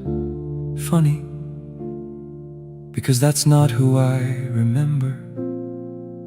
I remember a boy, loud, arrogant, certain the world was made for him. The sort of boy who entered every room already expecting to be liked, and most of the time I was. I had friends, real friends, the kind people spend their entire lives searching for. Sirius, Remus, Peter, 4 boys against the world, or at least that's how it felt. We laughed too loudly, stayed out too late, thought we were immortal, thought consequences were things that happened to other people. And God, we were cruel sometimes, crueler than we admitted, crueler than we wanted to remember. Mistaking confidence for character, attention for respect, laughter for approval, and cruelty for harmless fun. Then Lily Evans looked at me like she wasn't impressed, and for the first time I wondered if she was right. Severus hated me, I told myself he deserved it. It was easier that way, easier than admitting that sometimes I enjoyed winning. Sometimes I enjoyed being admired. Sometimes I enjoyed having power over someone weaker. That's not a comfortable truth, but it's true. And growing up starts when truth matters more than pride.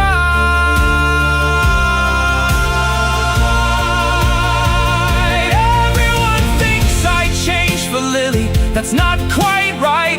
Lily didn't change me, she challenged me. Every argument, every disappointed look, Every moment she expected better. She handed me a choice over and over again. And eventually I got tired of being the boy she was disappointed in. Because love isn't magic, love doesn't fix people, love just gives them a reason to become better. And somewhere between the arrogance and the growing up, I started becoming someone worth loving back. And Harry arrived, tiny fingers, messy hair, my eyes, Lily's everything else.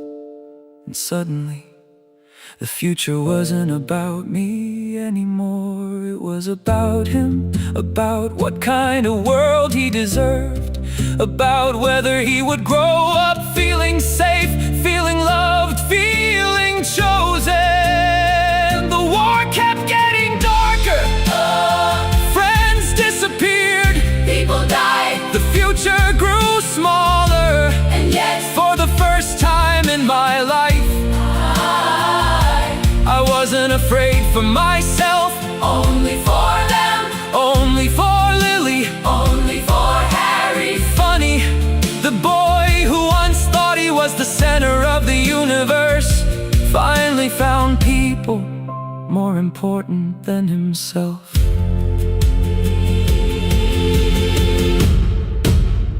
People say I died protecting my family.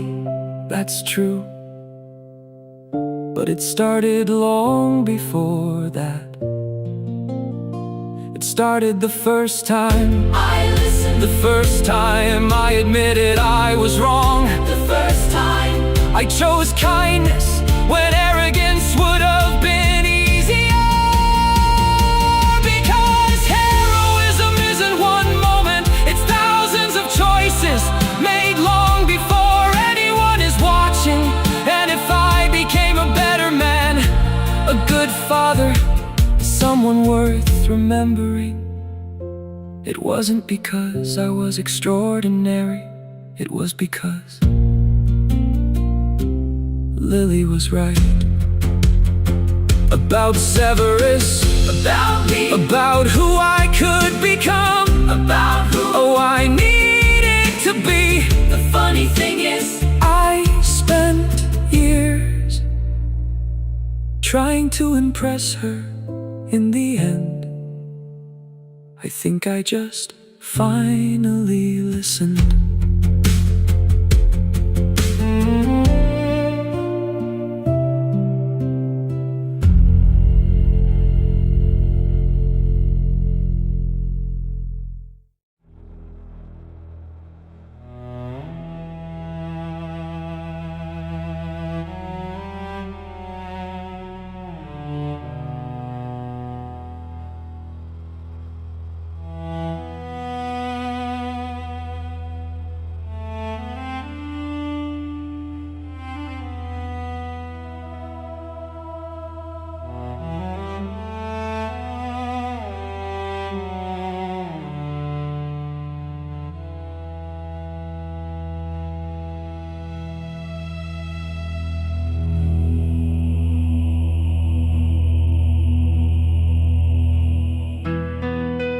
People ask when Tom Riddle died, as though there was a single murder. A night occurs, a moment where everything changed. No, Tom Riddle died slowly, choice by choice, lie by lie, fear by fear. The boy disappeared long before the monster learned his name.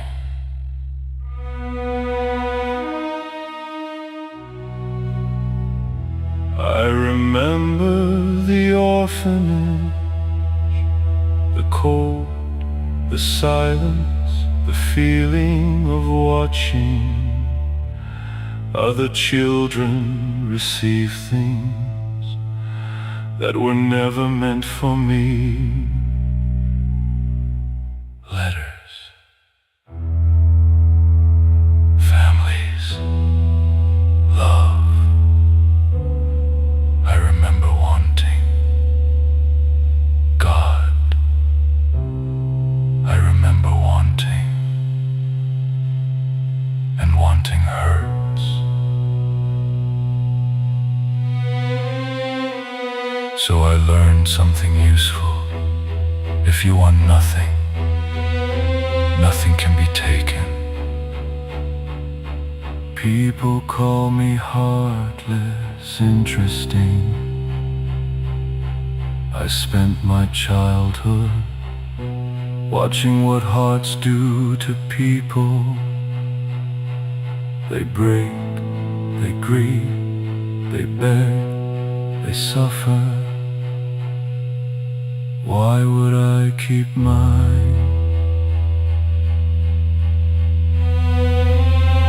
I remember Hogwarts, the admiration, the whispers, the way people looked at me,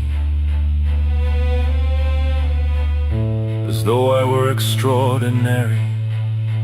For the first time, the world felt predictable. Power made sense, power obeyed rules. People did not, love did not, hope did not, power did. And every year, the boy became quieter. The smile became easier. The lies became easier. The manipulation became easier. Until one day, there was no difference between the mask and the face beneath it. I remember my first murder. People expect regret, horror, guilt. There was none, only silence. Only the realization that the line everyone fears is far easier to cross than they pretend. After that, every boundary became negotiable. Every rule became optional. Every life became smaller. And every step forward made the next step easier. That is how darkness grows. Not all at once. One compromise, one justification, one decision, repeated often enough that it becomes identity. One wound called wisdom, one fear called ambition, one boy cut away until only hunger remains.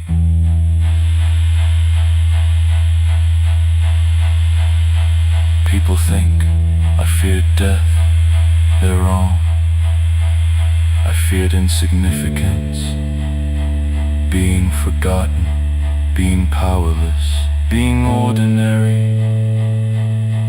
Death was simply the shape that fear took. So I tore apart my soul again and again and again. Not because I enjoyed it, because I believe survival was worth any price. Even humanity, especially humanity, strange thing is, everyone asks whether I regret it, as though regret changes anything, as though remorse rebuilds graves, as though guilt resurrects ghosts. No, I remember every choice, every victim, every betrayal, every scream, every sacrifice, and I understand them perfectly. That is what made me dangerous, not ignorance, understanding. I knew what pain felt like. I simply stopped caring when it belonged to someone else.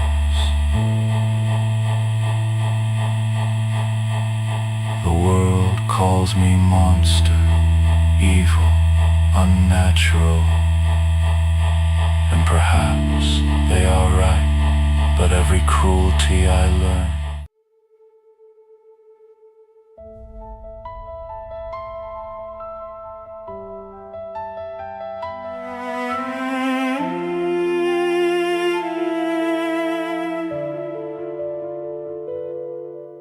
My first name belonged to a legend, a man everyone admired, a man who carried secrets and called them necessity. My middle name belonged to a ghost, a man everyone feared, a man who carried grief and called it duty.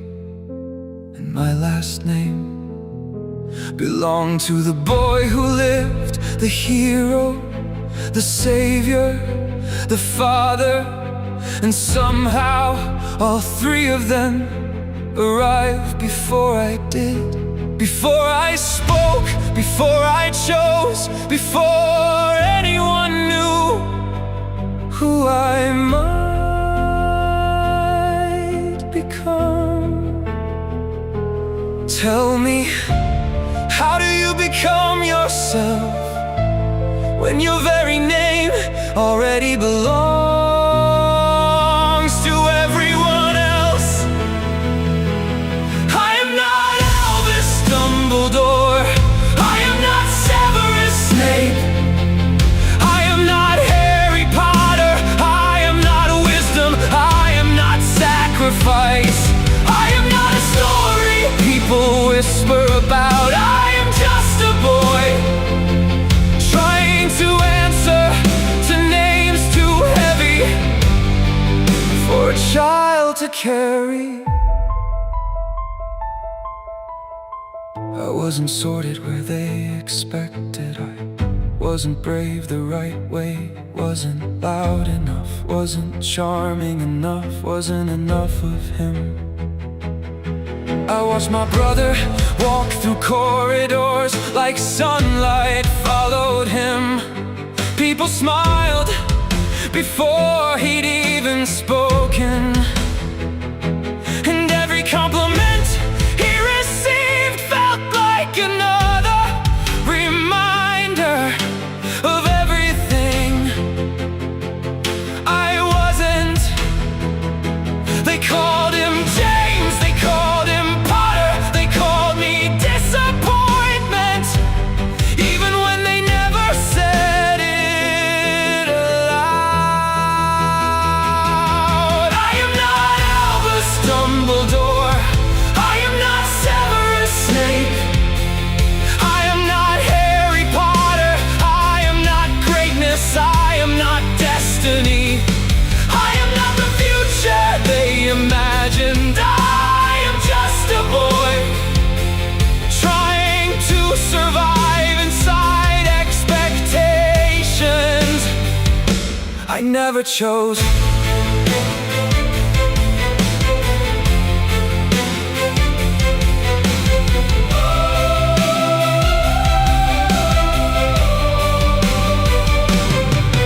Then I found someone who looked at me and didn't see my father, didn't see a legend, didn't see a mistake. He saw me, a strange boy, an angry boy, a lonely boy, and somehow that was enough. For the first time, I stopped feeling invisible. People called him dangerous. People called him cursed. People called him names he never deserved. Funny, I knew exactly how that felt. I remember my father angry, words spoken in fear, words spoken in pain, words he never meant. I wish you weren't my son. He took them back, but some sentences build homes inside your ribs and never leave. I remember wondering if everyone would have been happier if I had been someone else. More like James, more like Harry, more like the stories, less like me.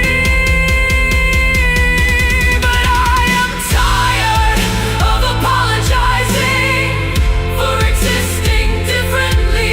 Tired of carrying ghosts who never asked me to become them. Tired of believing love must be earned.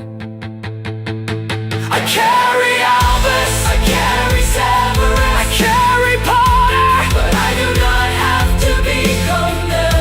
I can learn from their failures, honor what they gave, love without repeating, forgive without forgetting, and choose my own path again and again and again.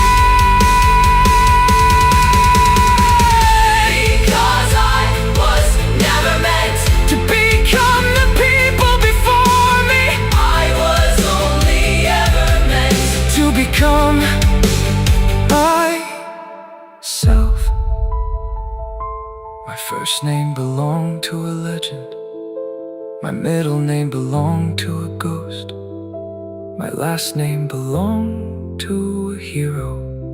But this life belongs to me. And maybe, for the first time, that is enough.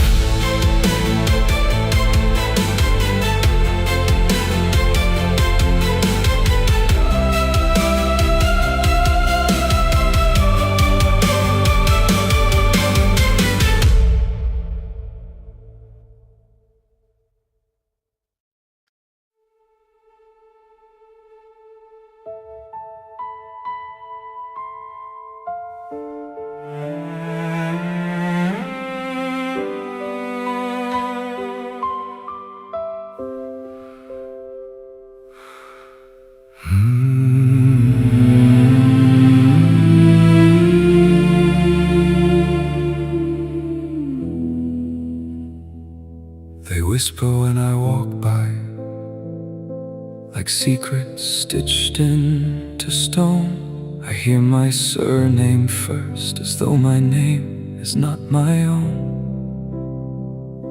They search my face for borrowed sins, for darkness hidden in my skin. A child punished for old stories I never had a hand within.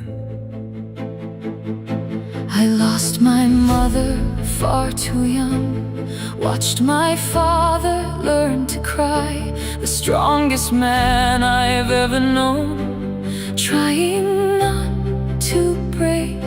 Where I could see, and still they looked at us like grief was something suspicious, like sorrow could become prophecy. Tell me, how do you outrun a shadow you never even cast? How do you prove your innocence when everyone prefers the past?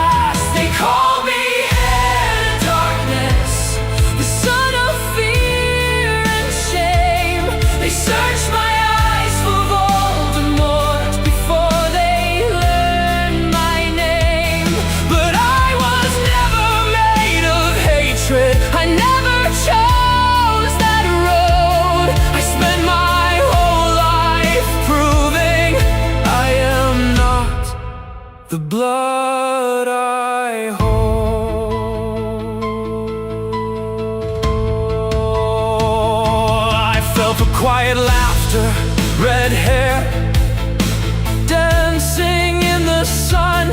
I never asked to be important, only simply to be someone. Then came another lonely soul, a girl stitched together from grief. She wanted family more than anything, and I understood that need. I saw the child beneath the storm when others saw a threat, because abandoned hearts recognize the pain they can't forget.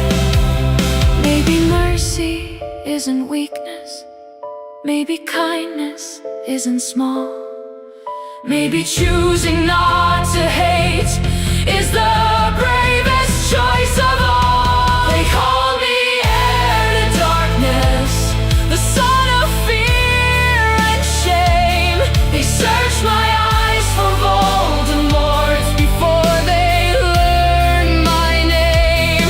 But I was never made of hatred, I never chose that road. I spent my whole life proving I am not the blood I hold.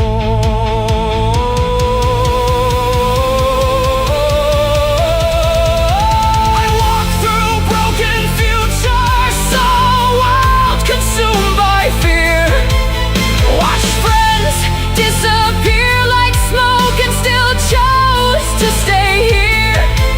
I wasn't born a hero, I wasn't born a king. I was just a frightened boy who tried to do the decent thing. And if my mother saw me now, Would she finally understand that love survives in quiet hearts and gentle hands?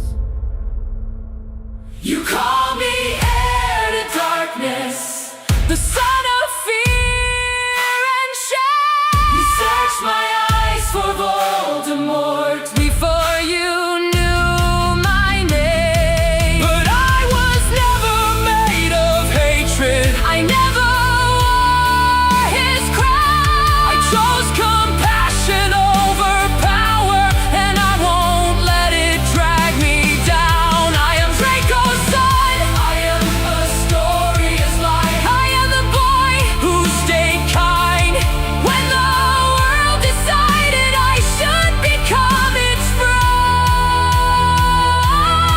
bride. Let them tell their stories, Let them fear what they don't know. I'll keep choosing who I am again And again, and again, until one day they stop saying he could have been a monster, and finally say He was Scorpius.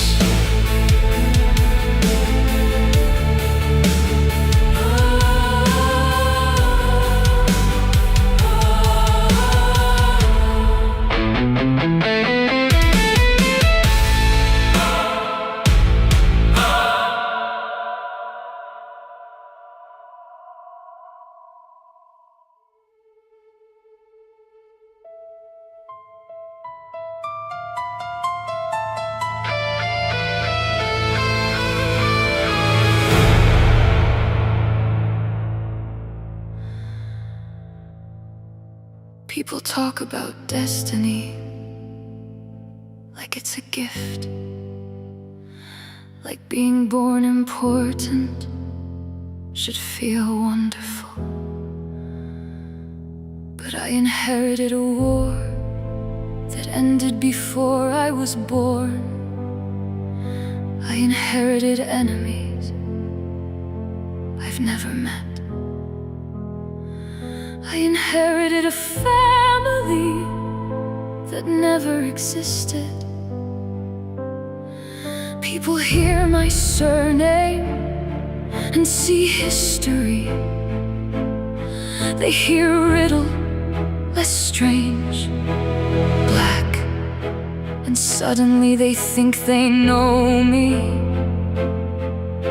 But all they've ever known are ghosts. I wasn't trying to change history. I was trying to go home. The problem was I never had one. I wasn't chasing legends, I was chasing parents, and those are not the same thing.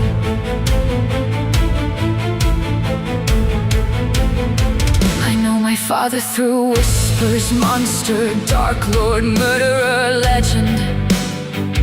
Every story sounds different, except for one thing: nobody ever calls him father. I used to imagine what his voice sounded like, whether he'd recognize me, whether he'd look at me and know. Then I grew older and realized recognition isn't love.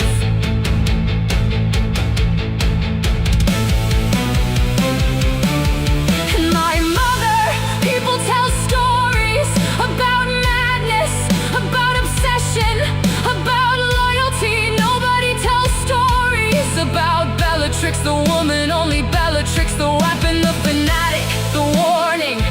But before she became terrifying, she must have been a girl, a lonely girl, a frightened girl, a girl who wanted someone to choose her.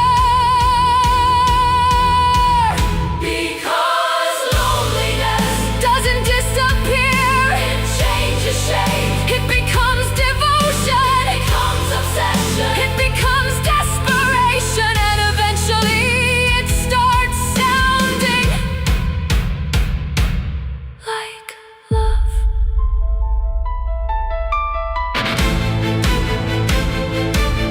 So I collected fragments, a wand, old stories, a surname, pieces of two ghosts, and called them family. Because if you don't have memories, you build them. If you don't have answers, you invent them. And if you don't have parents, you spend your whole life looking for them. Do you know what real loneliness does? Not the ordinary kind, the kind that follows you into every room, the kind that sits beside you at every meal, the kind that whispers that if you were important enough, someone would have stayed, someone would have come back, someone would have wanted you.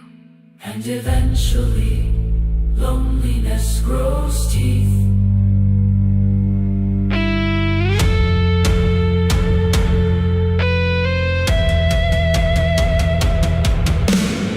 Everyone says I became dangerous, as though danger appears overnight, as though daughters are born obsessed, as though grief leaves no scars. But I spent my whole life standing in the shadow of people I never met, trying to earn love from ghosts.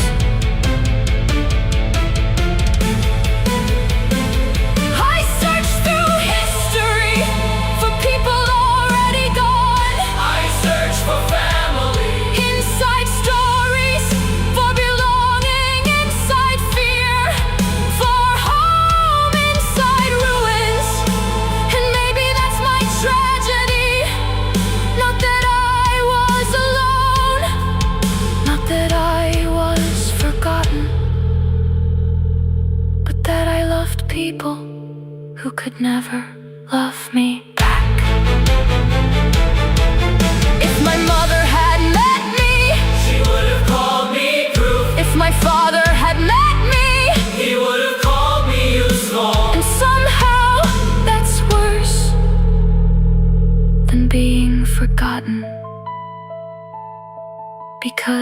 I ever wanted was to be someone's daughter. Not a legacy, not a weapon, not a symbol, just someone's daughter.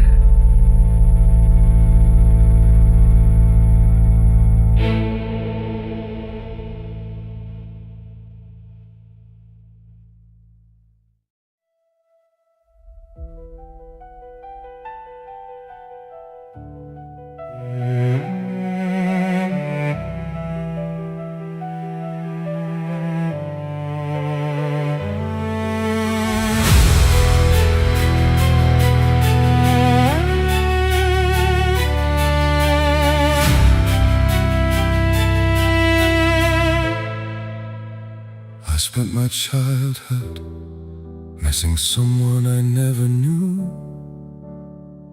building you from photographs, stories, memories that weren't mine.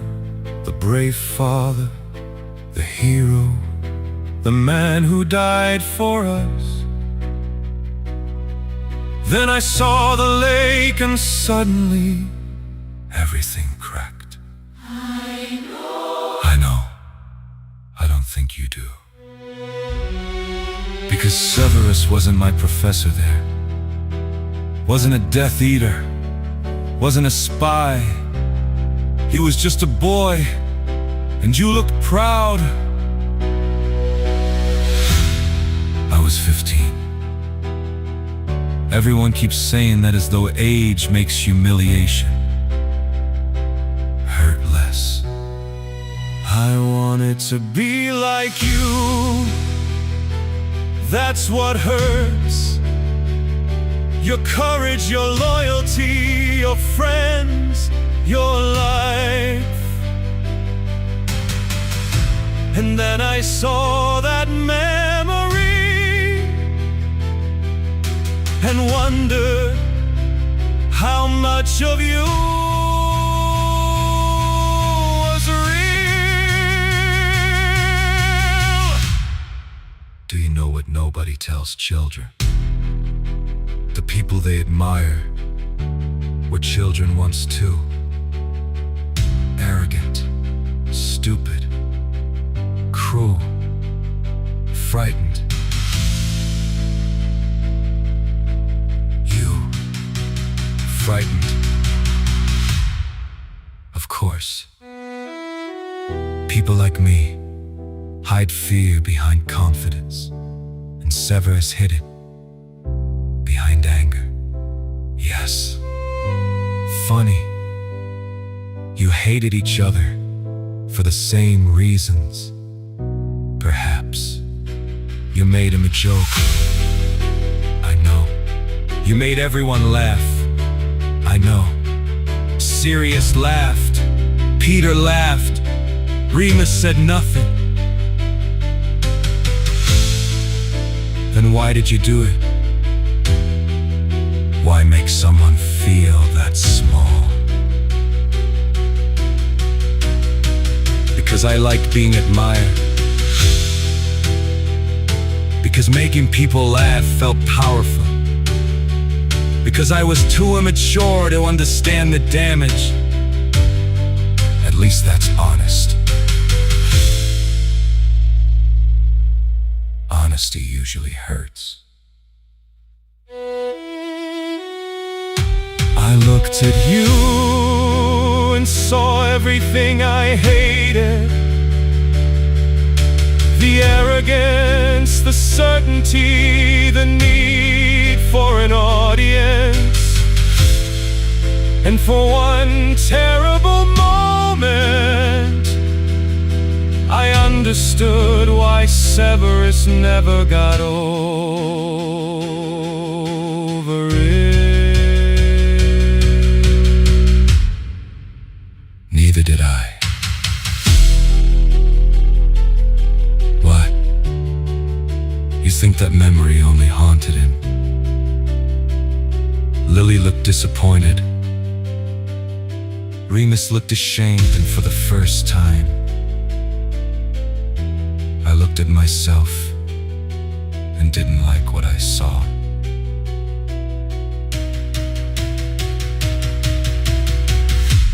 People say you changed, because I did.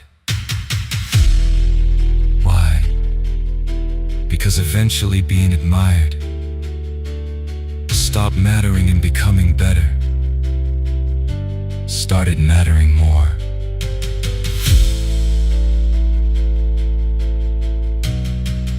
Was it difficult?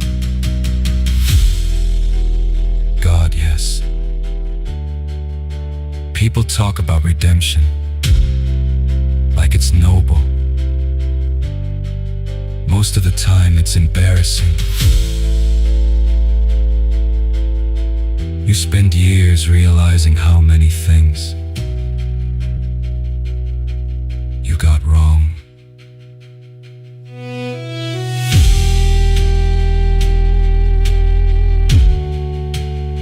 Do you know what I hated most? What? I still wanted you to be proud of me.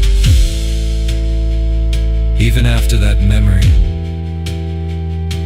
Even after all of it. I wanted to stop admiring you. And I couldn't. Because you're still my father. Because you still died for me. Because I still love you. And I hated that.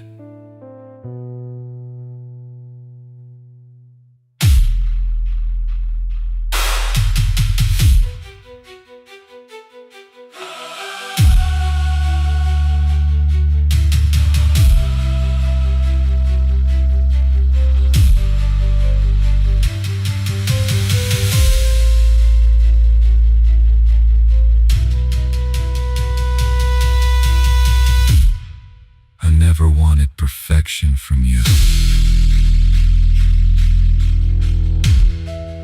No. I wanted something better.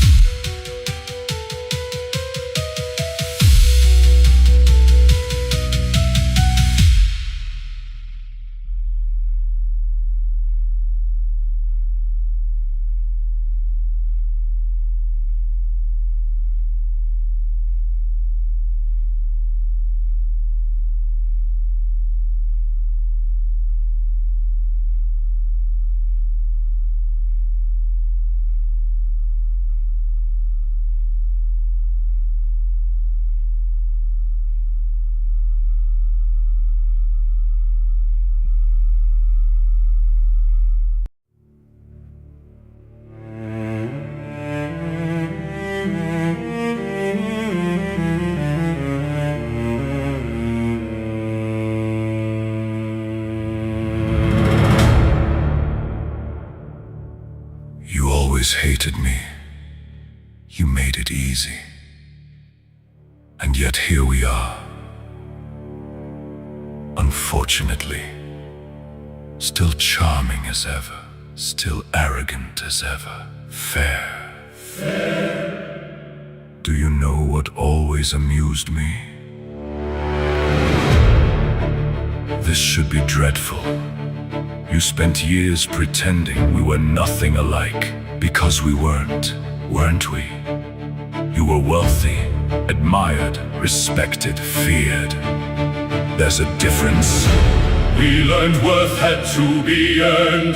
Respect Had to be earned. affection Had to be earned. everything. Had to be earned. And children raised that way become adults who never believe they are enough. My father taught obedience. Mine taught fear. My father valued perfection. Mine valued power. Neither understood gentleness. Neither cared to learn it. And then he came, powerful, certain, fearless, and frightened boys mistook certainty for wisdom. He offered purpose. He offered belonging. He offered answers. And lonely children mistake those things for salvation. Do you know what I feared most? Failure. Draco. Not losing him. Failing him. I understand more than you think. Do you know what I feared most? What? Myself. That one day I would become the men I hated. And did you? sometimes. So did I. I pushed. Draco too hard. I pushed. Potter too hard. I thought pressure created strength. So did I. And did it? No. It created frightened children. Children hiding panic. Behind arrogance. Children hiding fear. Behind perfection. Children desperate for approval. Children carrying wounds. They never deserve. I feared Draco would become weak. I feared Potter would become James. So I punished him for things he had not done. That realization hurts. It should. We mistook fear, For guidance. control, For protection. distance, For discipline. silence. For strength. And the children paid for wounds we never healed.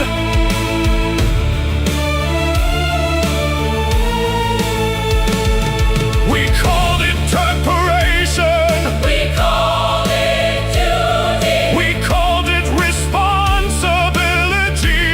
But fear. Wears many disguises and some look remarkably like love. We inherited pain. We inherited expectations. We inherited fathers. Who mistook hardness for wisdom. And then we passed it on. Do you think Draco forgave me?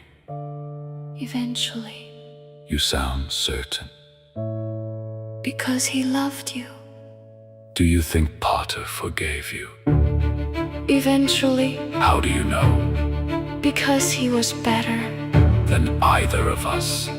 That's irritating Exceptionally. and yet comforting. Yes. Comforting.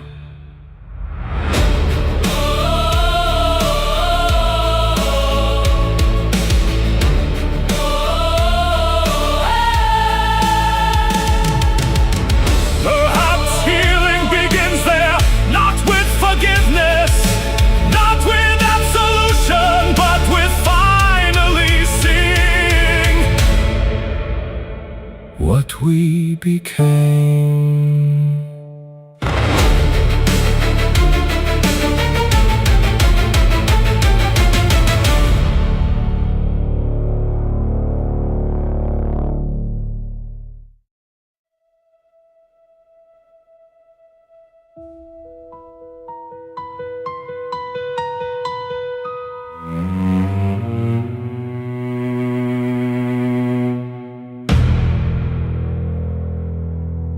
People always thought we were opposites.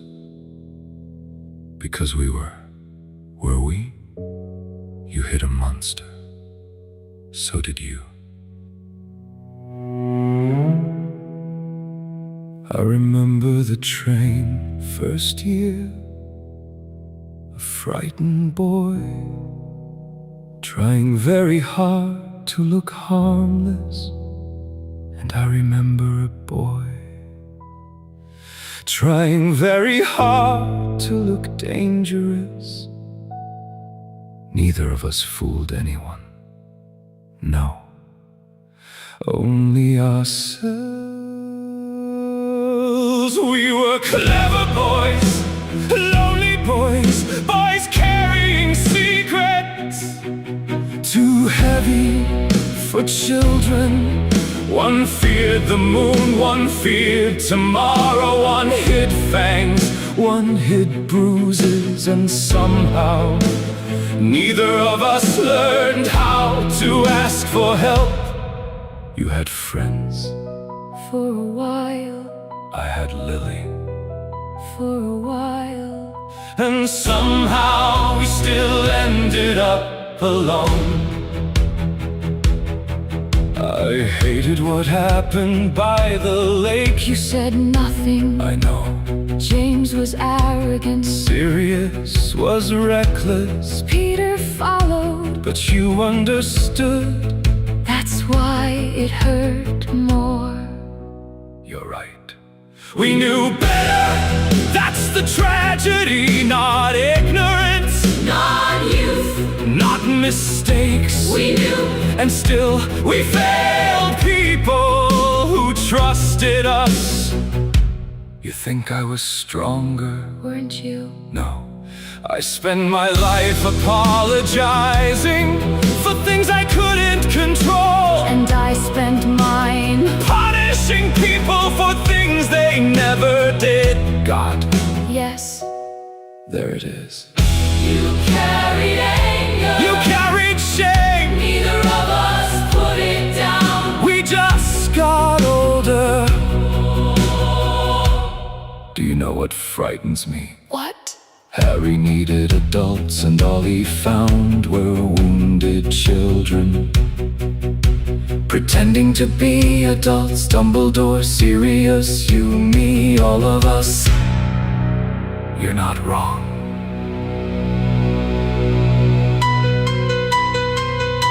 I looked at Harry and saw James, I looked at Harry, and saw hope. both unfair. Oh, selfish. Yes. We were broken boys, broken men, teachers trying to guide children through wounds we never healed. One survived through anger, one survived through kindness, one hid bitterness, One hit guilt, and neither path ever truly saved us. we spent so long Surviving our past. that we forgot. How to live beyond it. Do you think Lily would have forgiven us? You Maybe. and you. I don't know. That's the answer. That hurts.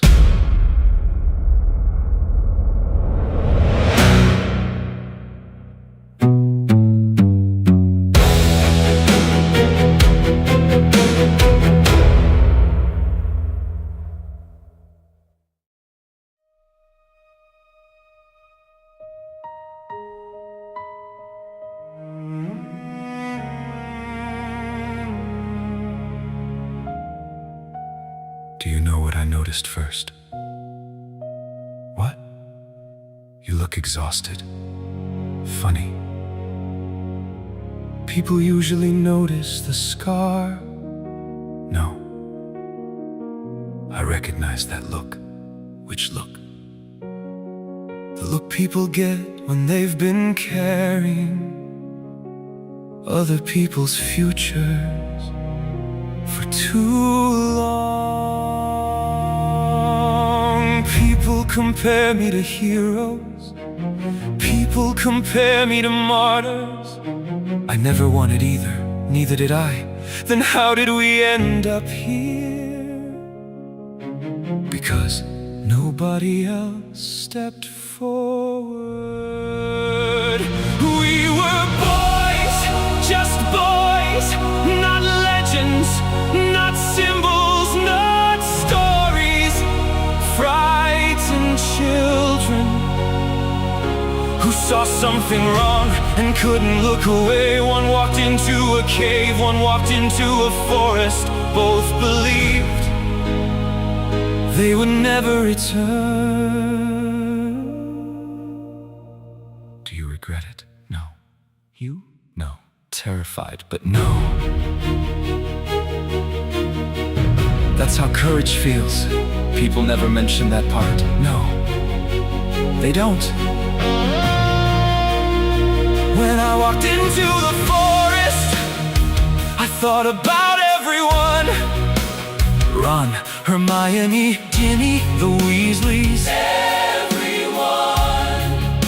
I thought about Crater, just Crater and Sirius. Really? Of course, he was my brother. He missed you, I know.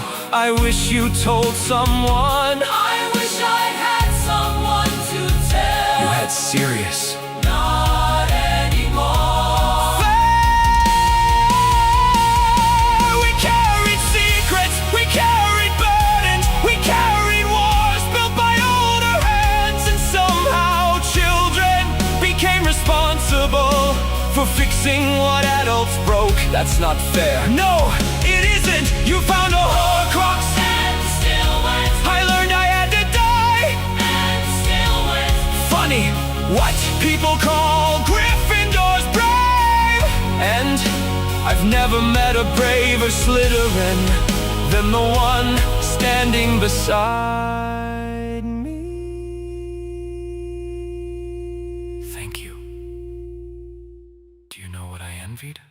What? You gotta come back. You gotta see if it mattered. You gotta see Voldemort fall. You gotta see people heal. It mattered. I know, your choice mattered too. History didn't seem to think so. History gets things wrong. You know what I think? What? You were the first. First what? The first Death Eater who looked at Voldemort and chose humanity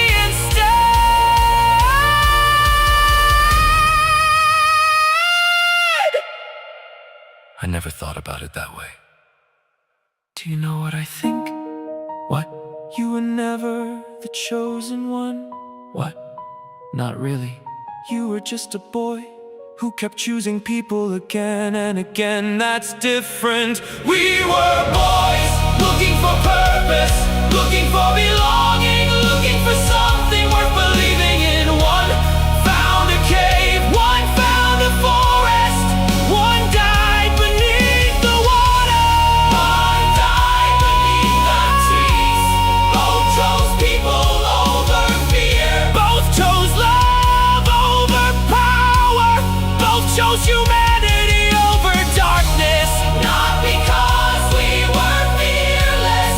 Not because we were destined. Not because we were heroes. Because someone had to stand there when everyone else stepped back. Tell me something. What? Was it worth it?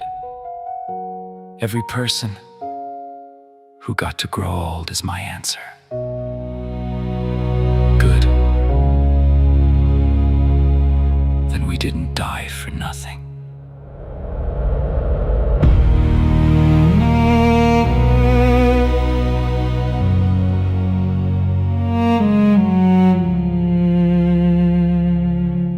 Which look?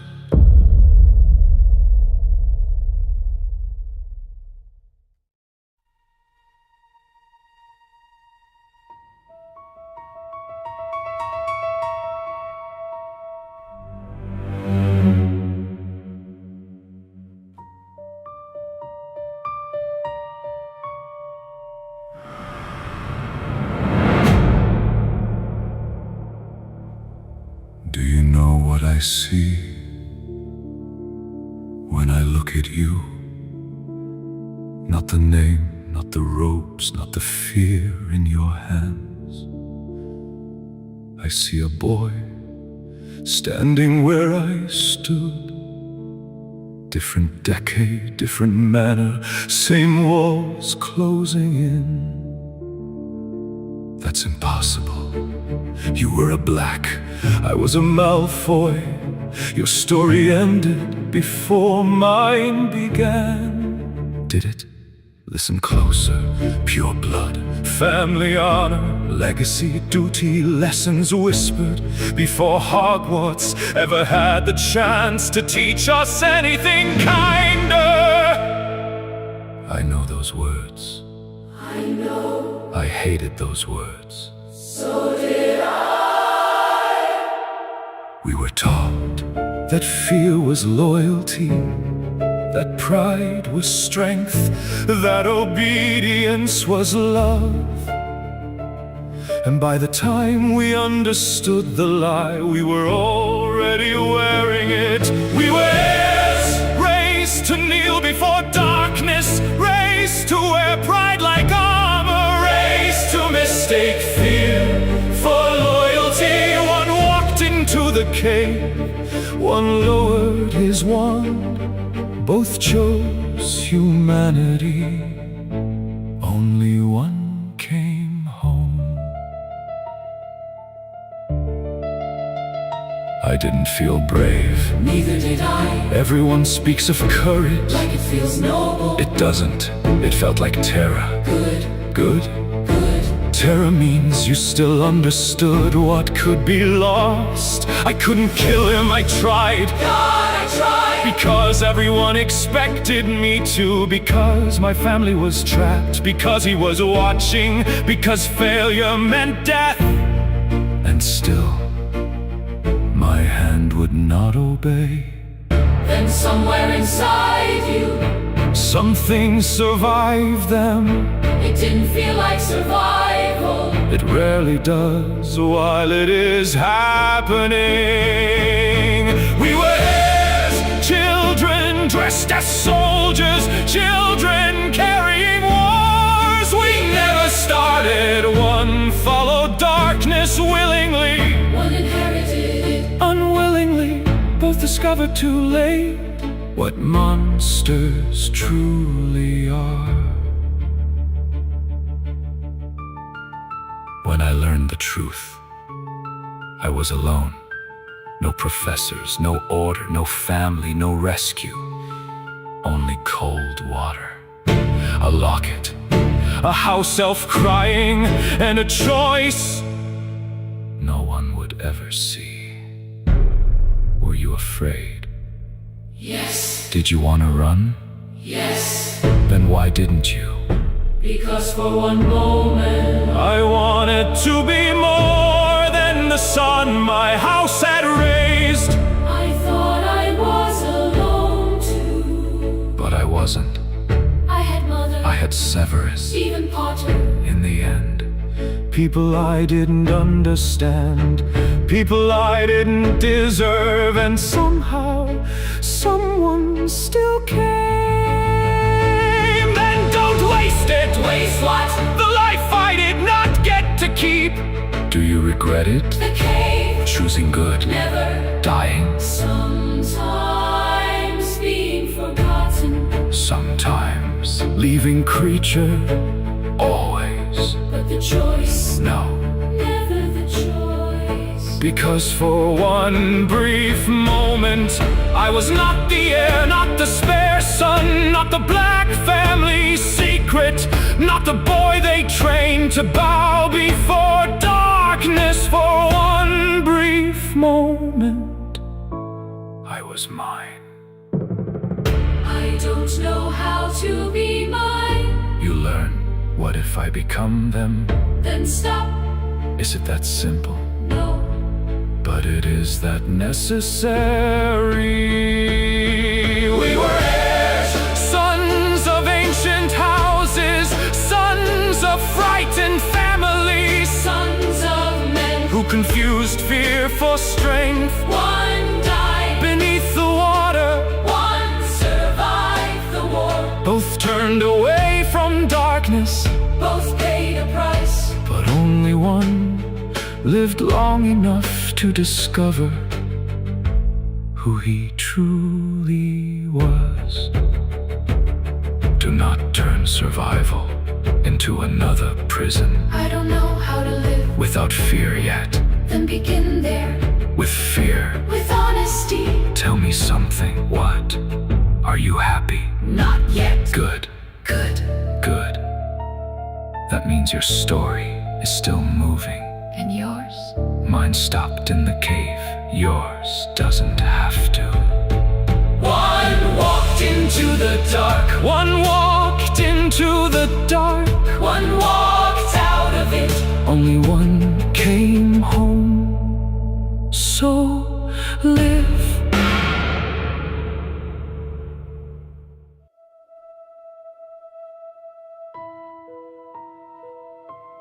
I loved someone long before I understood what love was meant to be. A girl beside a quiet lake, a kindness in the darkness I never learned to keep. I loved someone too. Though perhaps love is not the proper word. He entered every room, And fear itself stepped back. For the first time, I thought I'd found something greater than loneliness. She saw who I was. He saw what I could become. She wanted me better. He wanted me useful. We gave everything, Every loyalty. every dream, every piece of ourselves. And somehow We still ended alone. one loved a woman, Who chose another? one loved a man. Who chose no one? When she looked disappointed, the world stood still. One word, One mistake one moment, I would undo forever.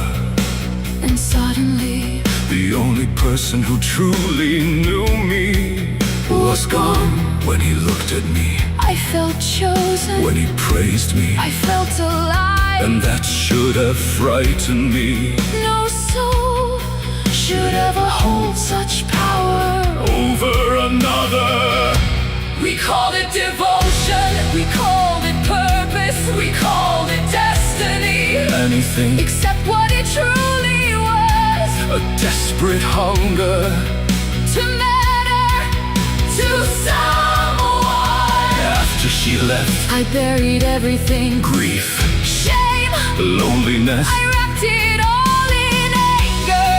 and called it strength. After I chose him, I stopped asking questions. every doubt became betrayal. Every fear became weakness. Every cruelty became necessary. And I called that loyalty. Do you know what hurts most? Not losing her, Not even surviving her. it's knowing That if she saw me now, she would mourn. the person I became. Do you know what hurts most? Not Azkaban, Not the war, not even dying. it's knowing I would have given him everything And he would have noticed for less. that a moment I begged him to spare her. I would have begged him to choose me. He refused, He never could, still I stayed. and still I stay. For her memory, For his approval, for what she represented. for what I imagined he was.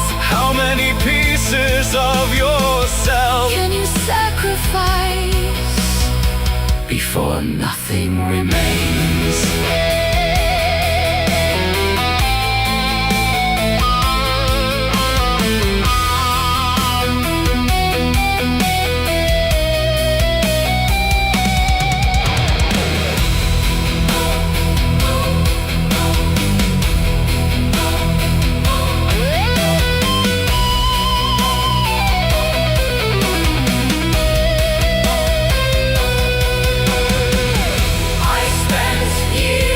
protecting her son? I spent years serving my master. Neither of us moved on. Neither of us healed. We simply learned how how to carry the wound and call it purpose. The tragedy was never that we loved. The tragedy was who we loved. One heart frozen in grief, One heart consumed by longing. perhaps That is why we understand each other. we both know. What absence becomes. Did she ever love you? No. Did he ever love me? No, Then why did we stay? because sometimes people mistake Pain. for devotion. And sometimes people mistake obsession For love, and still we stay, and still we hope, and still we waited for people who were never coming back. still We stay, still we burn. strange, isn't it? What? How two lives can be spent, By wanting to be loved? not ruined, No, just spent. and still we stay.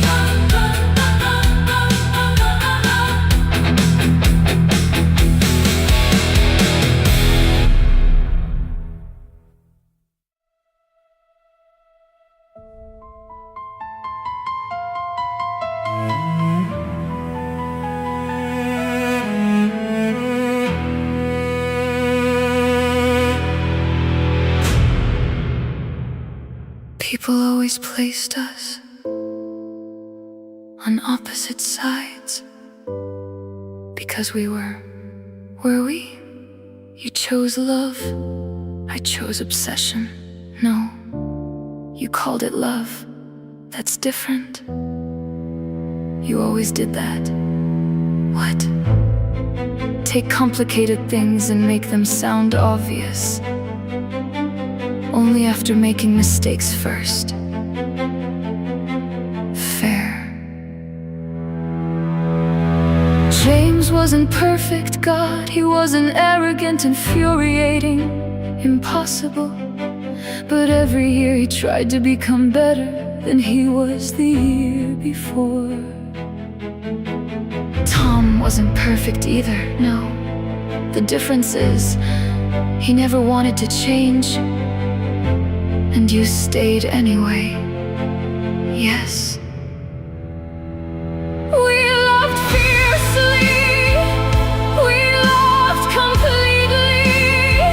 We built entire futures around another heartbeat. One love grew roots. One love became chains. One built a home.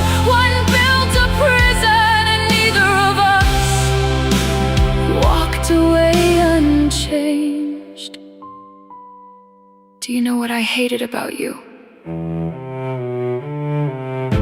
Only one thing, your certainty. You always seemed to know what mattered. I was terrified all the time. You never looked frightened. Neither did you. No, I didn't.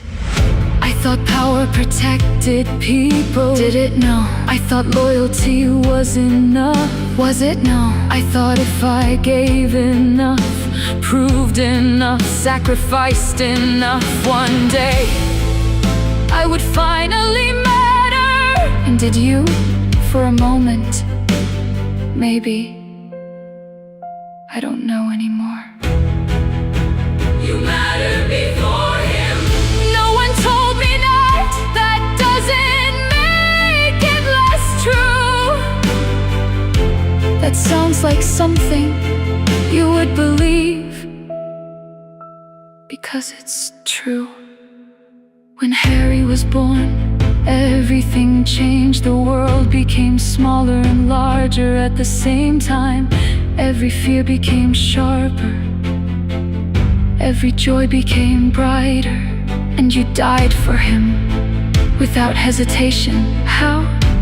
Because love stopped being about me I don't understand that. I know when I loved, he became everything. When I loved, The people around me became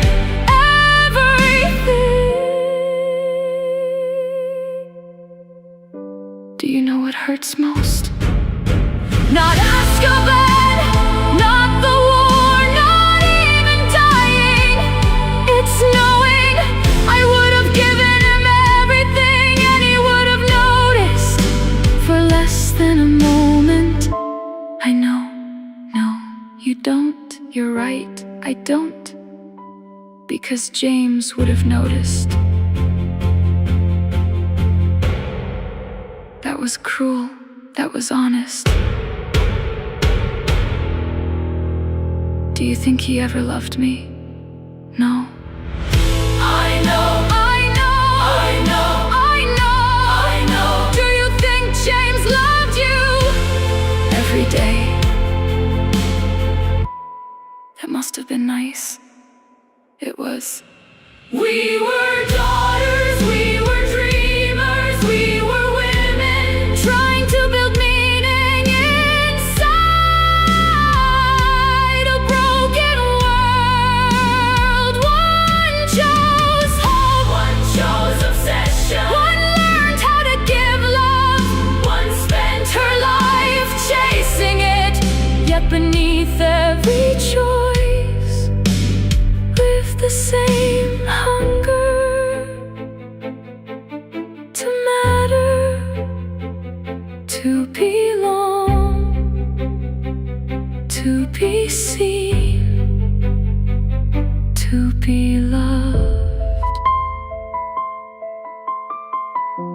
Perhaps that's the real tragedy. What is? Not that I loved the wrong person, that I never learned what love was supposed to feel like. You deserve better than that. Maybe. Maybe.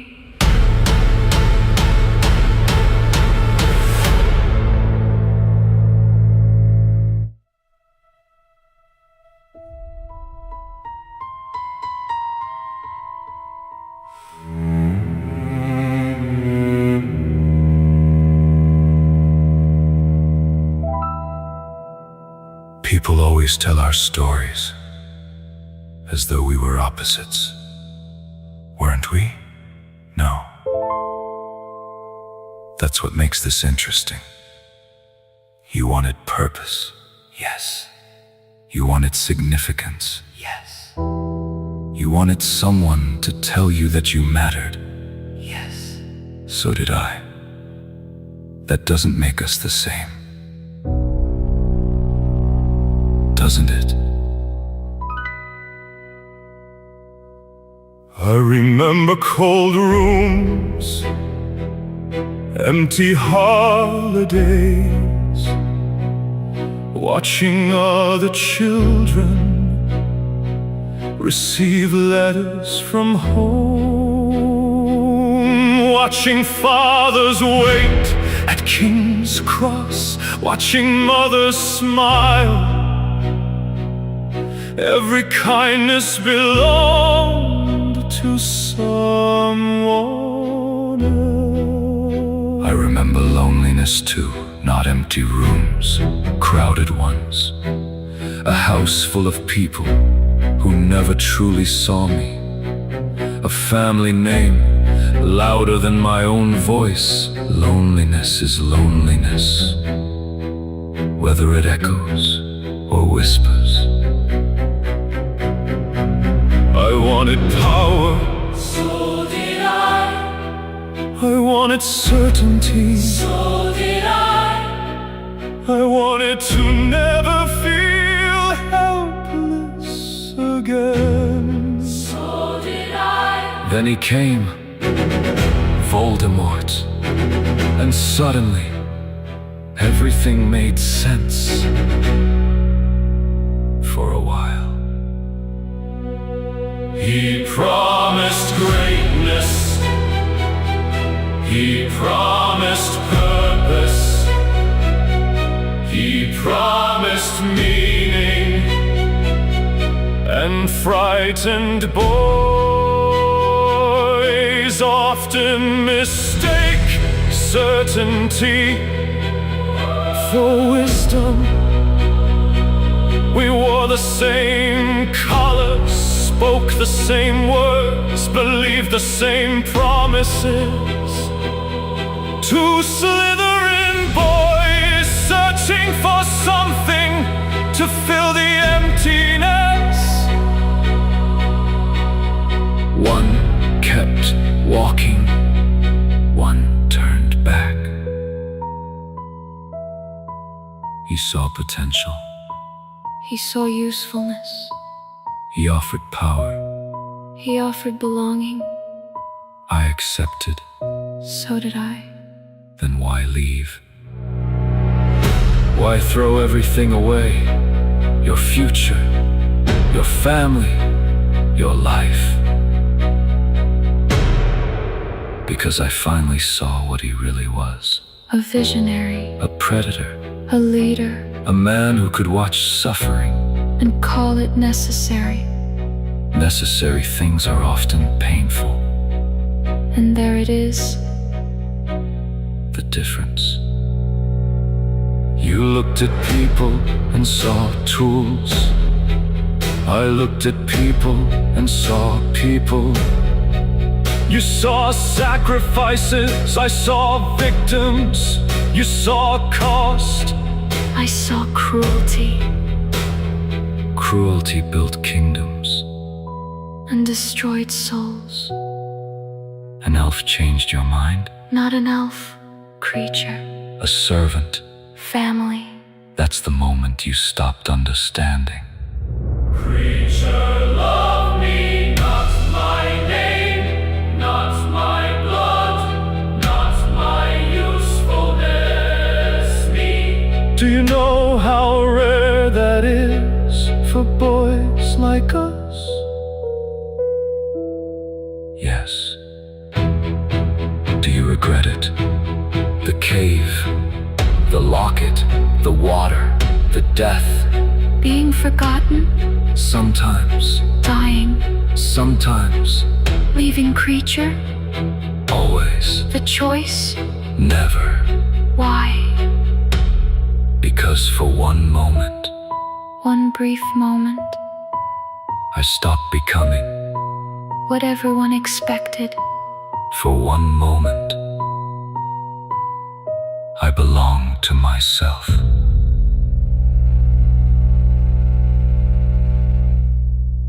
And if you had stayed, Then I would have become you. you know that's true. Perhaps. We were boys searching for meaning, boys searching for purpose, boys searching for someone to tell us we matter.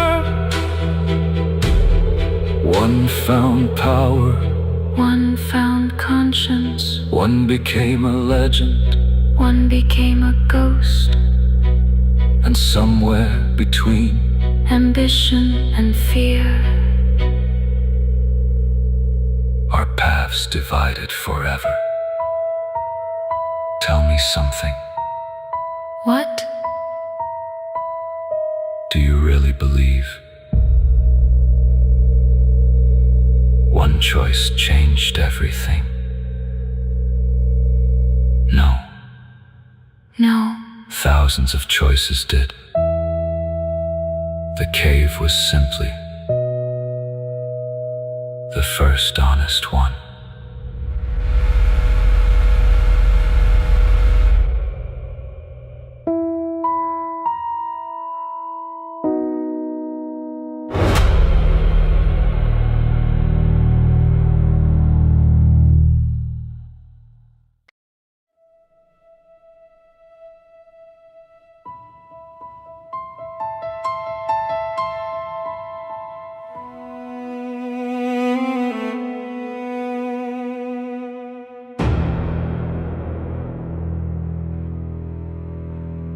Lucius. Look at him, not the heir, not the Malfoy name, not the perfect posture you taught him to wear. Look at our son, look at his hands, look at how carefully he enters every room. Look at the way he measures every word before he speaks. Look at how relief still startles him. You call that strength, I call it fear that learned good manners. You told yourself you were preparing him for the world, for war, for monsters. But tell me honestly, my love, when did preparation begin to look so much like punishment? When did protection start sounding like threats? When did our child become another wall this family built against its own terror? You call it discipline, I call it fear. you call it legacy, I call it a boy. Call it a boy. Terrified of disappointing his father, you call it survival. I call it another child buried beneath expectations. And yes, He survived. but surviving was never supposed to be the highest goal. You say love does not stop curses. You say love does not stop wars. You say kindness cannot protect people from monsters. Perhaps. But fear did not protect us either. Fear opened our doors, fear bent our knees. Fear taught grown men to obey someone crueler than themselves. Fear brought darkness into our home and called it safety. Do you remember when he was 16? 16, Lucius, a child, our child, marked for death, while adults whispered about honor. A boy carrying a task, grown men were too frightened to carry themselves. And every night I watched him vanish. A little more, less sleep, less laughter, less Draco, more silence, more trembling, more of you than either of us wanted to admit. That is what we must stop calling noble. That is what we must stop calling duty. That is what we must stop calling strength. Children are not weapons, Not heirs. not symbols, Not sacrifices. they are children, and somebody must remember that. If the world forgets, then mothers must remember. If fathers forget, then mothers must stand. Not this boy, not my son, not while I still breathe. I know you loved him. That is the cruelest part. If you had not loved him, this would be simpler. If you had been only cold, only proud, only cruel, I could hate you cleanly, but you loved him. I know you did. I saw it In a sleepless pacing. in the way your hand shook. When the Dark Lord entered the room. You were afraid too. You were always afraid. You simply dressed your fear in silk and called it wisdom. And perhaps that was all.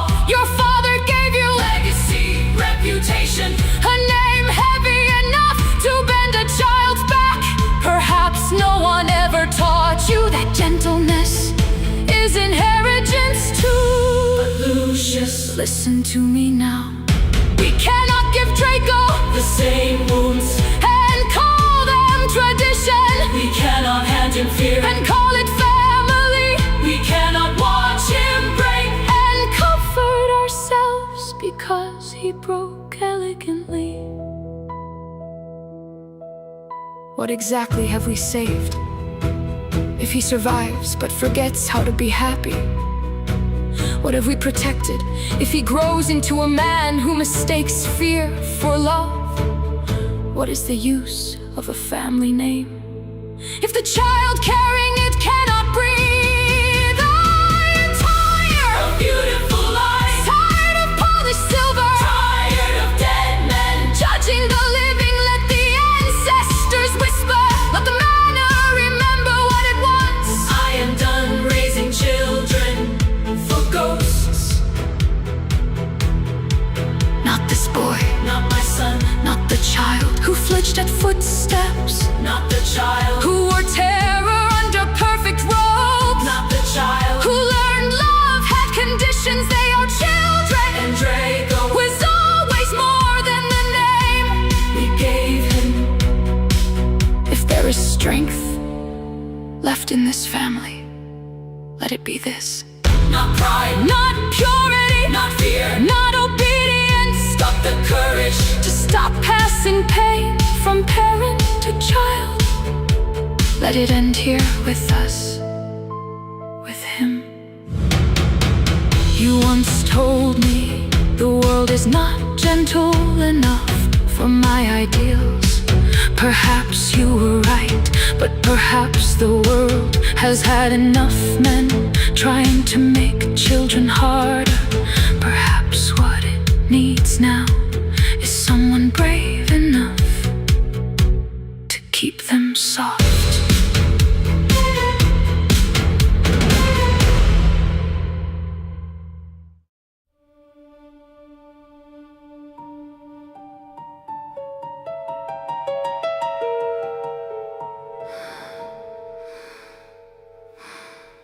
They call me mad now,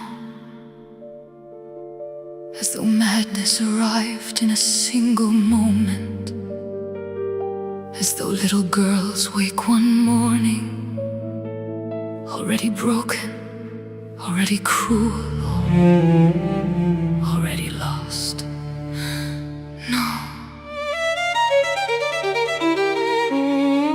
I was raised inside a house where love had conditions, where daughters learned quickly that perfection mattered more than comfort, where approval was earned, never given, and I was very good at earning it.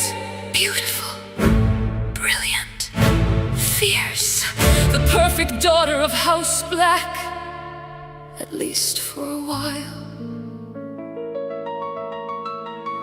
Because no one notices when devotion starts becoming hunger. No one notices when admiration becomes worship. No one notices Until there is nothing left underneath.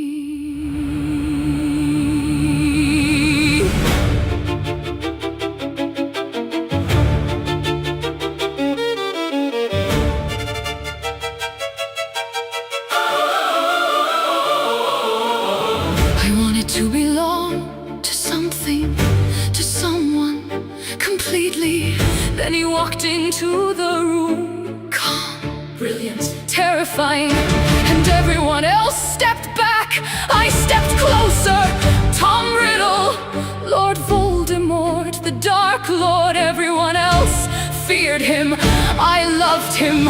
Do you know what obsession feels like? It feels holy, like standing beside a fire after freezing your entire life, like finally being seen, finally being chosen, finally mattering. He spoke and the room listened.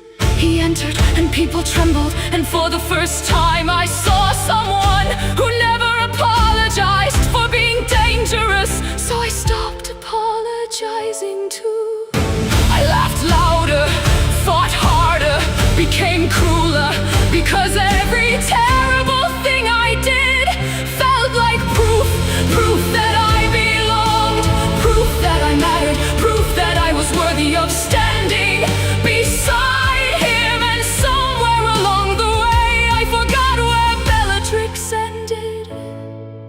and madness began.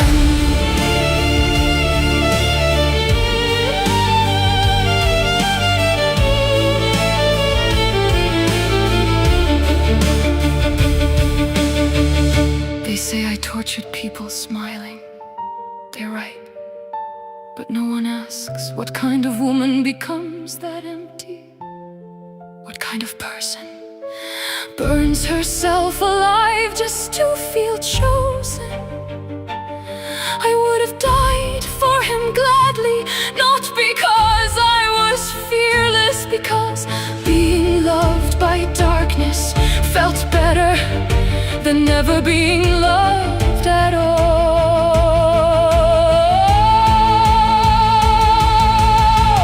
Narcissa looked at me sometimes, like she remembered who I used to be before the war, before the obsession, before the madness and Andromeda. God, I hated her because I envied her. She escaped, she found something real while I chained myself willingly to something colder than death. But by then, it was too late. People like me do not know how to come back, not after becoming monsters, not after spending years mistaking devotion for identity. Then came Azkaban, silence, cold darkness, dementors feeding on every happy memory, until almost nothing remained. And still, even there, I whispered his name like a prayer, like salvation, like love. Do you understand how tragic that is? To lose your mind slowly and still call it loyalty. History will remember Bellatrix, less strange as insane, violent, cruel, and maybe they're right. But before I became a warning, I was just another lonely girl, another frightened daughter, another child desperate to matter to someone powerful enough to make the fear disappear. Instead, he fed it, and I let him, because broken people sometimes mistake obsession for love. And perhaps that was my true madness. Not violence, not cruelty, not even loyalty, but loving something incapable of ever loving me back. A star burning itself brighter and brighter, Trying to be seen, never realizing the thing it orbited could never feel its warmth. I spent my life reaching for a sun that never knew my name.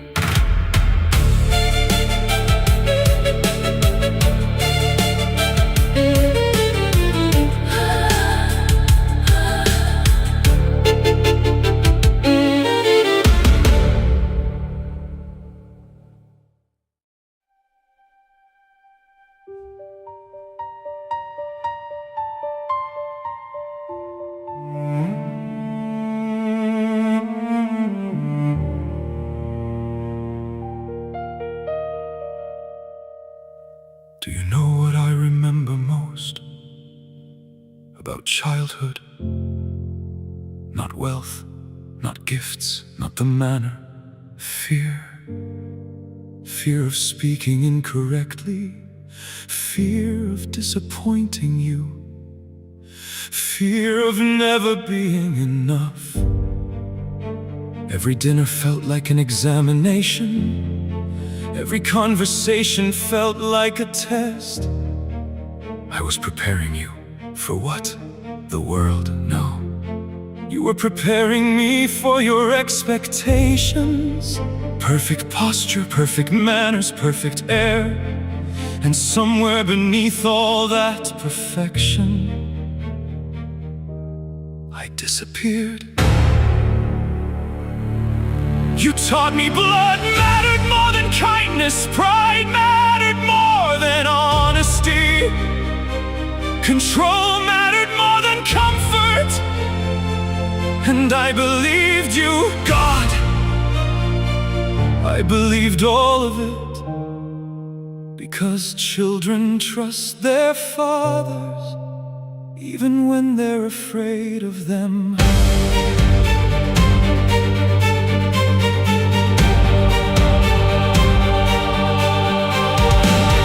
You think I wanted that?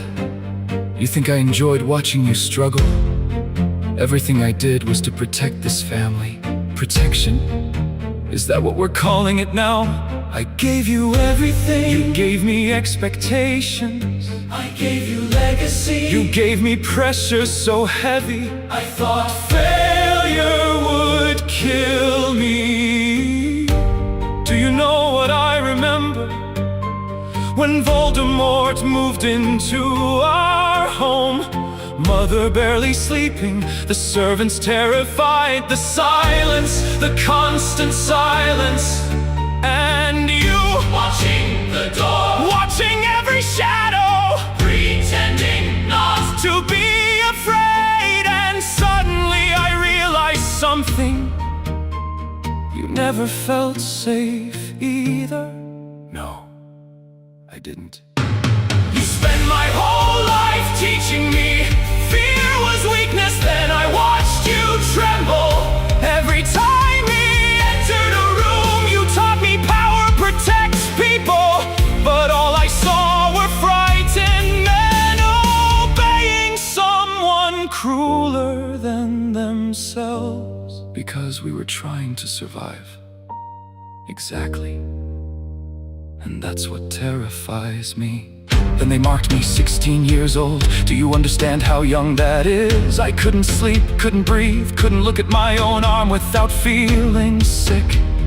And everyone kept calling me fortunate, lucky, chosen. I was a child, Holding murder and shaking hands while adults watched. I never wanted that for you. But it happened. I thought I could control it. You couldn't even control your own fear. You think I don't regret it? Every day, every single day, I look at you and wonder what would have happened if I'd been brave enough to walk away sooner. Then why didn't you? Because I was raised the same way. Legacy, reputation, duty, the family name. By the time I understood what those things had cost me, I had already given them to you. Do you know what hurts most? Not the fear, Not the pressure, not even the dark mark. It's realizing you loved me and still did this to me. I know. You taught me how to stand elegantly while falling apart inside. How to sneer before someone notices fear. How to weaponize arrogance before anyone sees vulnerability. You called it strength, but strength should not feel like terror. No, it shouldn't. Then what is strength? Admitting I was wrong. Admitting my father was wrong. Admitting the family was wrong. And hoping you become better than all of us. I spent years trying to become you, I know. and now I spend every day terrified that I already have. Then let me tell you something. My father never told me what. You don't have to. You know, I wanted you to teach me how to live, I know. And now I'm hoping you'll teach me.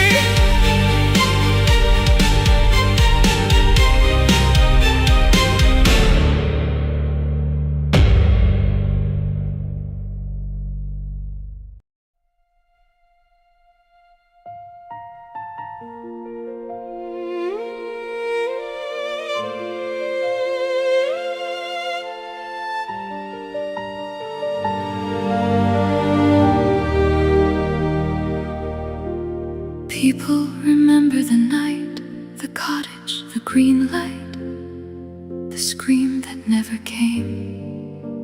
History like simple stories, a mother, a child, a sacrifice. But lives are not made of endings, they are made of all the days that came before. I was a daughter before I was a mother, a friend before I was a wife, a girl before I became a memory. And if you truly wish to know me, you must begin there.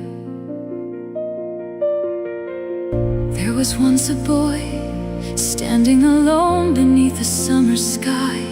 Thin shoulders, dark eyes, a loneliness too old for someone so young. Severus, we were children then, before the sorting hat, before blood mattered, before people taught us who we should fear. For a little while the world was simple, two children discovering magic together, two children believing friendship could survive anything. And I loved him, not with romance, not with destiny, not with promises, just love, pure and uncomplicated. The way sunlight loves a window, the way children trust before they learn caution. Because love was never possession, love was never ownership, love was never holding someone so tightly they could no longer breathe.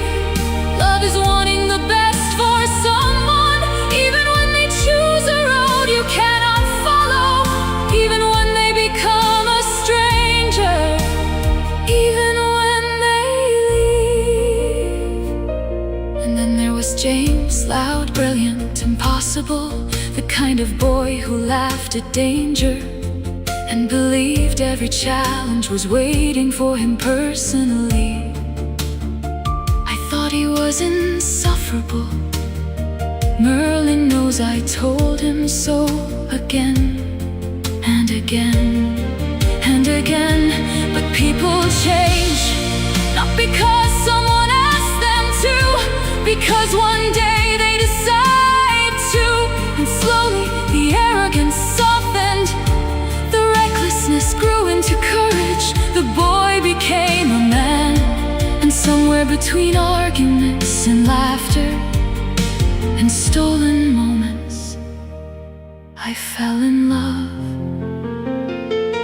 People think love arrives like lightning, sudden, blinding, unavoidable, but often it arrives like dawn, quietly, patiently. One smile, one conversation, one act of kindness, until suddenly you cannot remember what home felt like before them. Then Harry arrived, tiny fingers wrapped around mine, tiny breaths against my shoulder, tiny eyes discovering a world that seemed impossibly large. And everything changed, every fear gained a name, every hope gained a face, every dream suddenly belonged to someone else.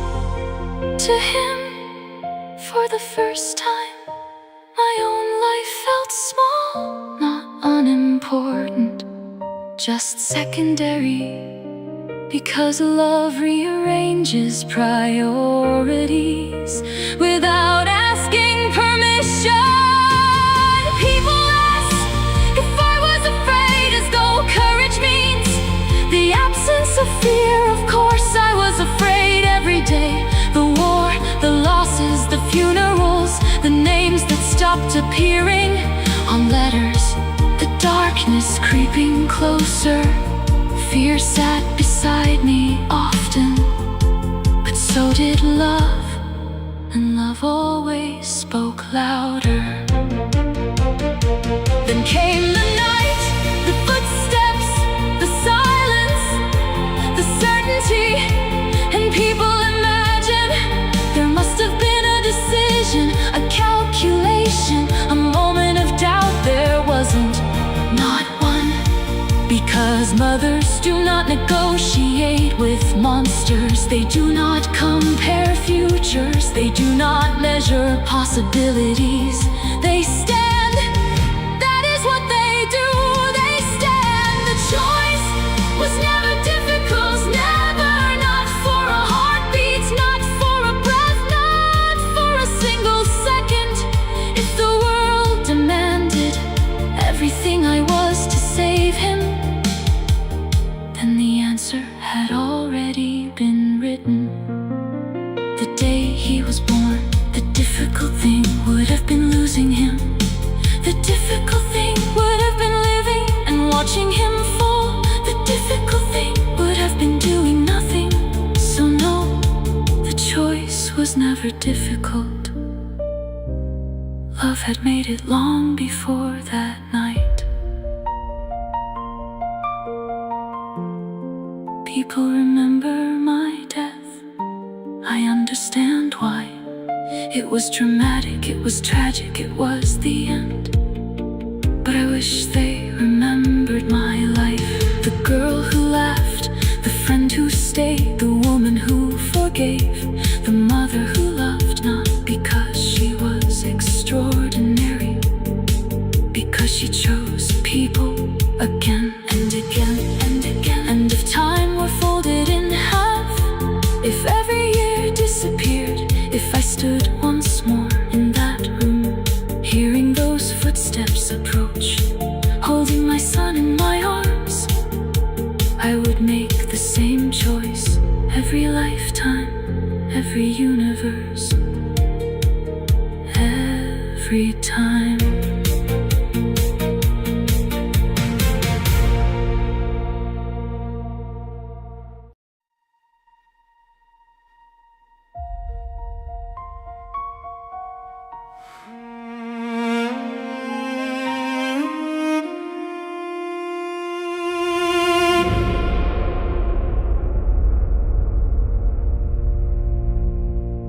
They called us heroes afterward, like surviving somehow made us whole again, like victory was a cure, like grief expires. Funny, because I don't remember feeling victorious. I remember Cedric, Sirius, Remus, Fred. I remember being 11 years old and realizing adults were waiting for children to solve problems they couldn't. I remember spending my entire childhood watching people disappear, and afterward everyone expected me to become normal again. Tell me, what does normal look like for a boy raised by war?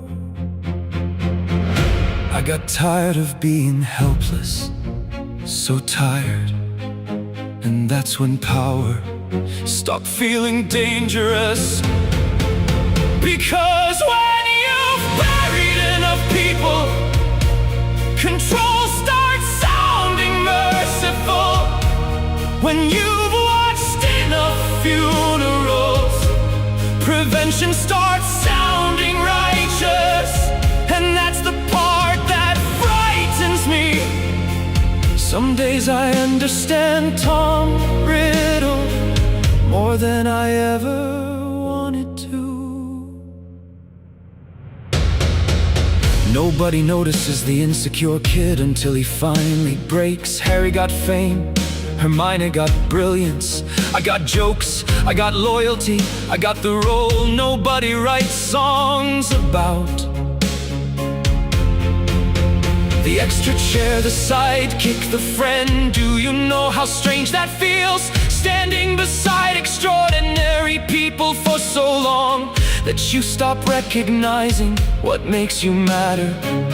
Then the war happened, and suddenly usefulness became survival. For once, people needed me. For once, people looked at me like I mattered too. And God, I hated how much I needed that, because significance can become addictive after the war. I trusted people less, resented people faster, compared myself constantly, because bitterness feels safer than vulnerability, and envy sounds reasonable. When you've spent your whole life standing in someone else's shadow. The ministry rebuilt itself far too quickly. Same failures, same corruption, same smiling adults promising lessons had been learned. I watched systems fail repeatedly, watched hesitation become catastrophe, watched children pay the price for adult incompetence, and everyone expected trust. After everything, no. I became cautious, then careful, then controlling, because order feels necessary when chaos has names and faces, because structure feels sacred when you watch disorder kill people. That is the lie trauma tells. That vigilance becomes wisdom, that control becomes safe, that fear becomes responsibility. And if you're intelligent enough, you can convince yourself those are the same thing. Hey! I became obsessed with prevention. I became terrified of being insignificant again. I became terrified of losing control. Little by little, Year by year, choice by choice, something changed. Tom Riddle hated helplessness. Darkness isn't always hatred. Sometimes it's humiliation. Sometimes it's envy. Sometimes it's fear. Sometimes it looks intelligent. Reasonable, necessary. Sometimes it even sounds heroic. That's what makes it dangerous. that's why people miss it. Children aren't supposed to know What dead friends look like. Children aren't supposed to become soldiers Children aren't supposed to become strategists. for survival. And yet, we did. One became obsessed with control. One became consumed by significance. One became addicted to order. And every one of us called it protection.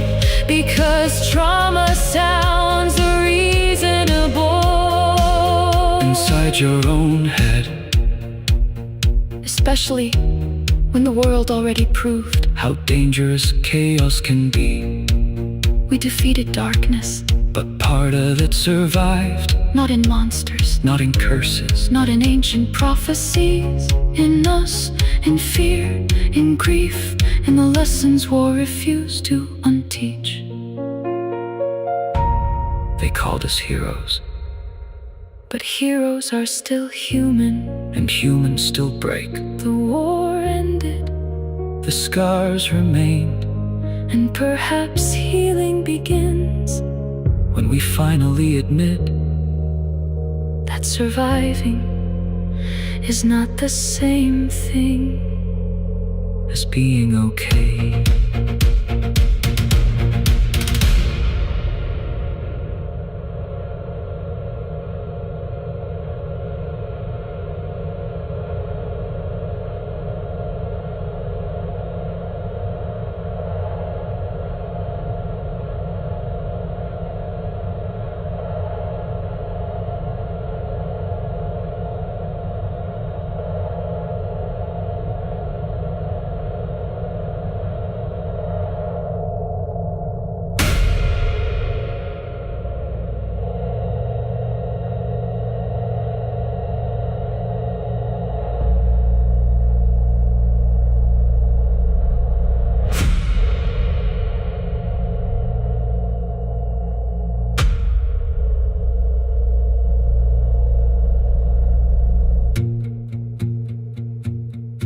called us heroes afterward. Like surviving somehow made us whole again. Like victory was a cure, like grief expired.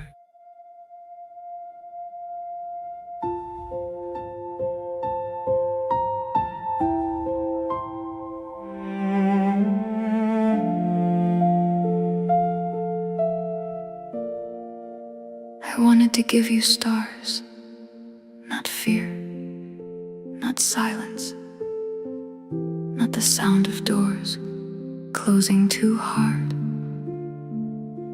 I wanted to teach you constellations, the old names, the stories hidden between them.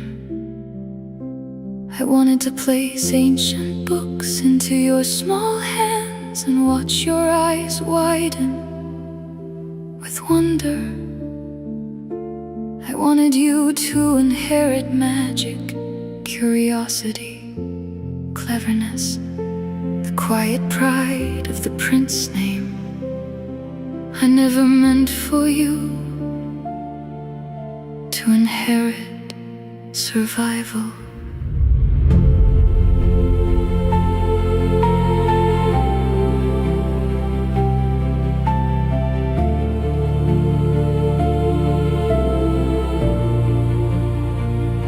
I remember your first cries, tiny fists, dark hair, a life so impossibly small, resting against my heart.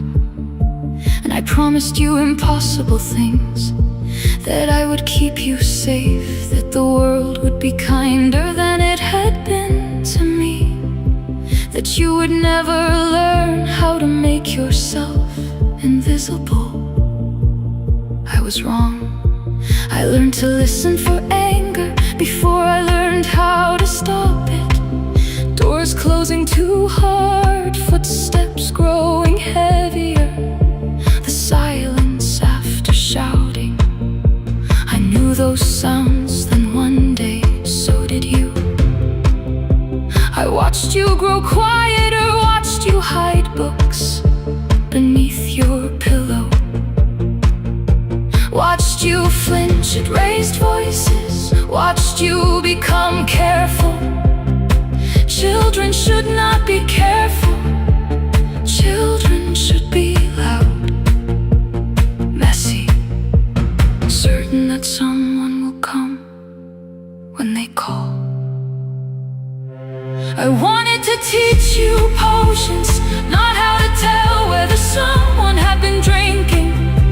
I wanted to teach you dueling, not how to avoid becoming a target.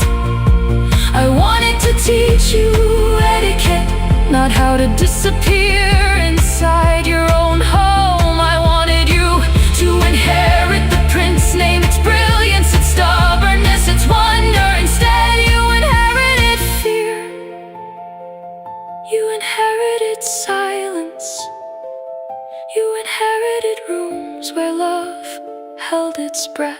And I watched my son become smaller inside a house that should have made him safe.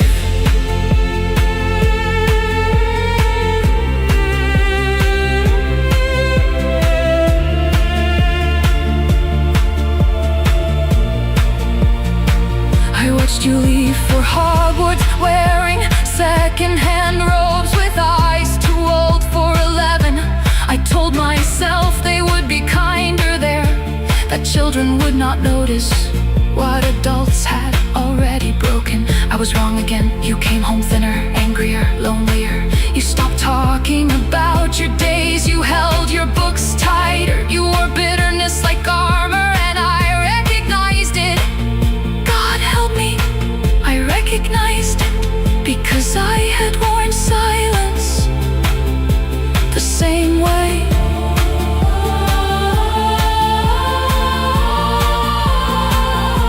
Then there was a girl, bright as spring sunlight. You smiled differently around her. You laughed, God, you laughed. I heard it from the next room and forgot how to breathe for a little while.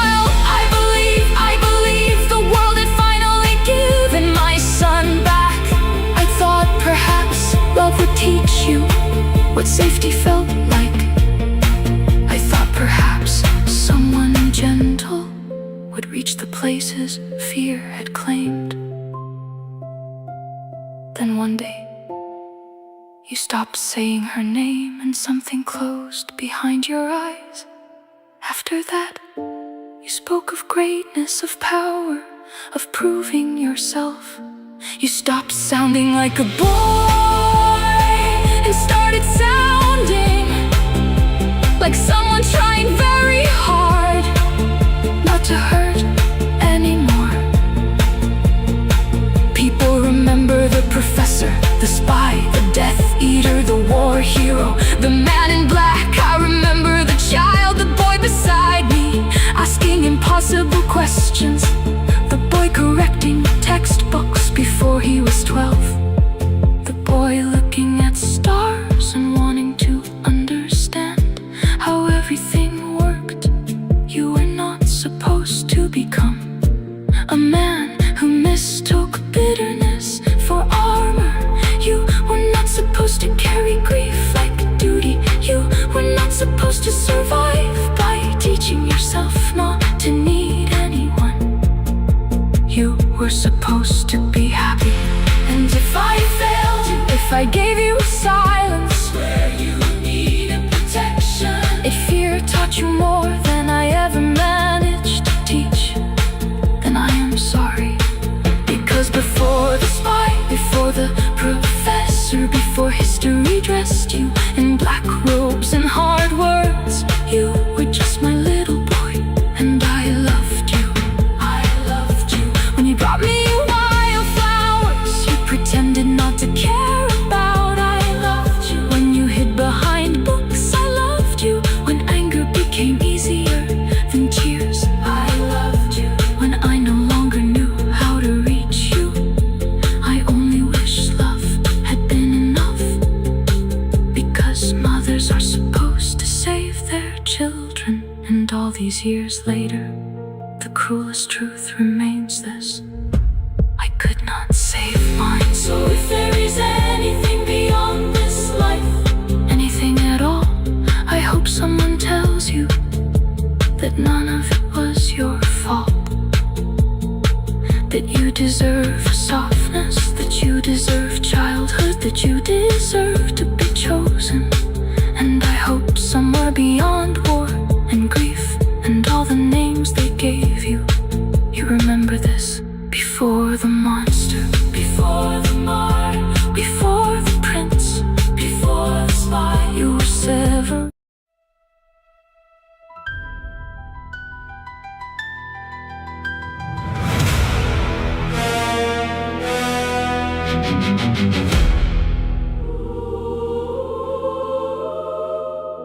People always tell the story like we were opposites, weren't we? That's the comforting version. Meaning monsters are easier to understand when they don't resemble heroes. I think you're giving yourself far too much credit. And I think you've spent your whole life believing charm was morality. Ouch. Accurate.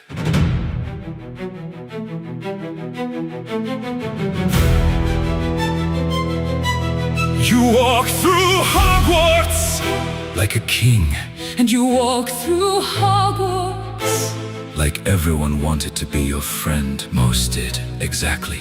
You wanted power, You wanted admiration. you wanted obedience. You wanted attention. Those aren't the same thing. Children rarely know the difference. Two gifted boys, two arrogant boys, two boys who learned. People listened when they spoke. One built loyalty, One built fear. neither understood how dangerous that could become. Do you know what separated us? Go on. Someone loved you before you earned it. You were loved before you were talented, before Quidditch, before popularity, before achievement. And you weren't. No, I learned very young that value had to be proven, that affection was conditional, that weakness was expensive. You still chose cruelty. And you didn't? Not like you. No. You simply humiliated people while your friends laughed. Tell me I'm wrong. I can't. I was arrogant. You were. Cruel sometimes. More than sometimes. Fair. Interesting. What? You can admit mistakes without feeling destroyed by them. I've always envied that. When Lily Evans looked disappointed. You changed. Eventually. Do you know why? Why? Because losing her respect mattered more than protecting your pride. No one ever held that power over me. No one loved me enough to become my conscience. That's not entirely true. Isn't it? Someone would have tried. Maybe. Someone could have helped. Maybe. You didn't have to become him. No, I didn't. And there it is, the choice, the terrible choice, the moment every tragedy reaches, When pain explains everything and excuses nothing. I think you were lonely. Long before Hogwarts. I think you hid your loneliness. Better than anyone realized. Maybe. You surrounded yourself with people and still needed every room to notice you. And you stood alone, pretending solitude was strength. I convinced myself it was. Did it work? For a while. you were loved and became softer. Not immediately. No, I had to choose it too. Yes, that's the part I hate. Because you're Love opened your hands, fear closed yours. and somewhere between those things, Our futures separated. We were both proud. both ambitious, Both reckless, both brilliant, both capable of cruelty. Both capable of greatness. Two boys surrounded by crowds. One learned that people were worth protecting. one learned that people were things to control. And somewhere between childhood and war, the distance between us became impossible to cross. You could have been different, How could you? maybe. That's what makes this tragic. Because for one brief moment, The monster and the hero were standing. on the same road.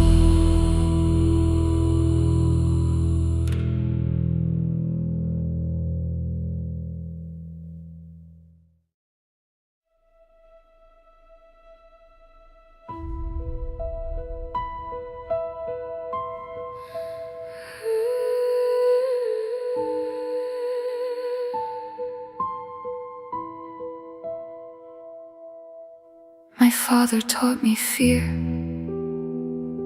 before he ever taught me love. Marvel O'Gaunt, the last proud king of a ruined house with nothing left but blood. He spoke of purity like prayer, of greatness like a crown, as though ancestry could fill an empty stomach, as though old names could soften raised hands. Morphin laughed at me, not because he was happy, because cruelty was the only language our family knew. The walls remembered shouting, the floors remembered broken glass, and I learned early that silence was safer than being noticed. I lowered my eyes, I swallowed my voice, I apologized for existing. existing before anyone asked me to. I was the ugly daughter, the frightened daughter, the daughter no one protected. I watched the world through cracked windows and dreamed of sunlight I was never meant to touch. I learned very early that love had conditions.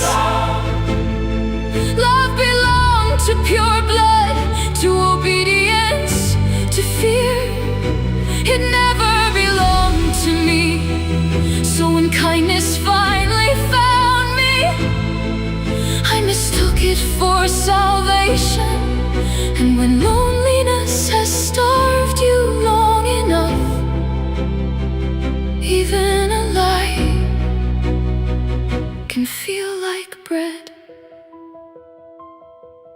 Then I saw him, Tom Riddle, laughing, free, beautiful in a way that made the world seem warmer. He was everything my life had never been. Clean hands, soft clothes, a name people respected, a smile that had never learned to flinch. And I thought, perhaps if someone looked at me gently, all the broken pieces would finally fit together. He smiled at me, he held my hand, he spoke my name.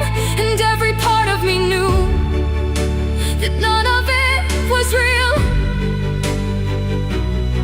But for the first time, I wasn't invisible. For the first time, someone chose me, even if it wasn't truly a choice. I knew Merlin helped me, I knew. So I reached for magic, for hope, for something, anything. People call it selfish, cruel, they are not wrong. Because love born from fear is still fear and desperation. And wear the mask of devotion. I wanted to be loved, and in reaching for it I became someone I would have once feared. When the illusion faded, he looked at me as though waking from a dream. Horror, confusion, disgust, and I could not blame him, because I had stolen what was never mine to keep. I let him go, I could have forced him to stay, but I had already spent a lifetime trapped. I could not become the cage.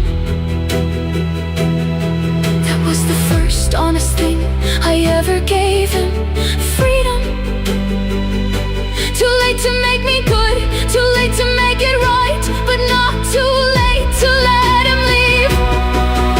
I was not a great witch, I was not brave, I was not good. I was simply a girl who wanted to be loved. And in reaching for love with shaking hands, I lost everything, my home, my husband, my future, myself. Then there was you, small hands, tiny cries, dark eyes staring into mine. My son, the only person who had ever belonged to me. Without enchantment, without fear, without pretending, you were real, you were mine. And for one fragile moment I thought maybe love could still grow from poisoned soil. I wanted to love you enough to heal what came before. I wanted to stay, I wanted to be stronger. But grief is a quiet illness. It teaches you that tomorrow is a luxury. I was so tired, so very tired, and the world had never taught me how to keep living when love was gone. I wonder sometimes if you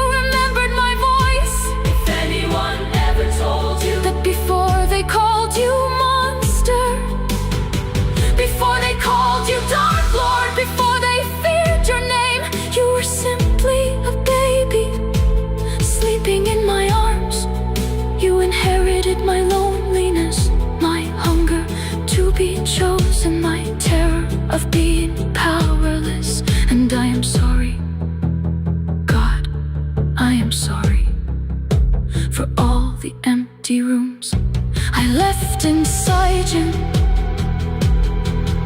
I was not a great witch, I was not brave, I was not good. I was simply a girl who wanted to be loved. And perhaps that was my tragedy, and perhaps that was my humanity. Because broken people do not always break beautifully. Sometimes they reach, sometimes they ruin, sometimes they mistake possession for proof that they mattered. But once, just once, I held my son close and whispered into the dark, you are real, you are wanted, you are mine. And perhaps, even if only.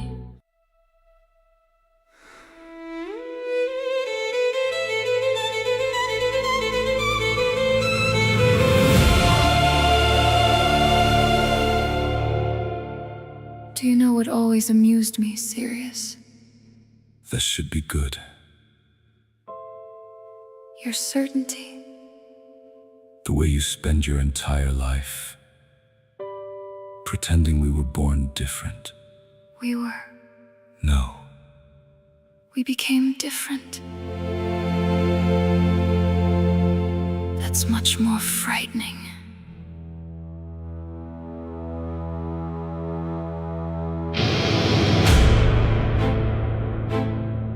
Same blood, same house, same mother teaching us that superiority was virtue.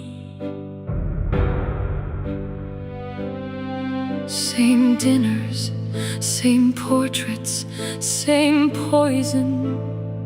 You think madness skipped you? Please, I remember you.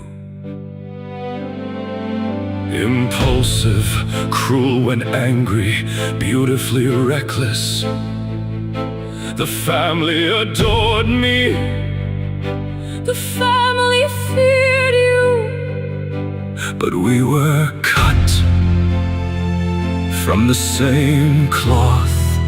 I never became what you became. No, You just nearly fed Severus Snape to a transformed werewolf.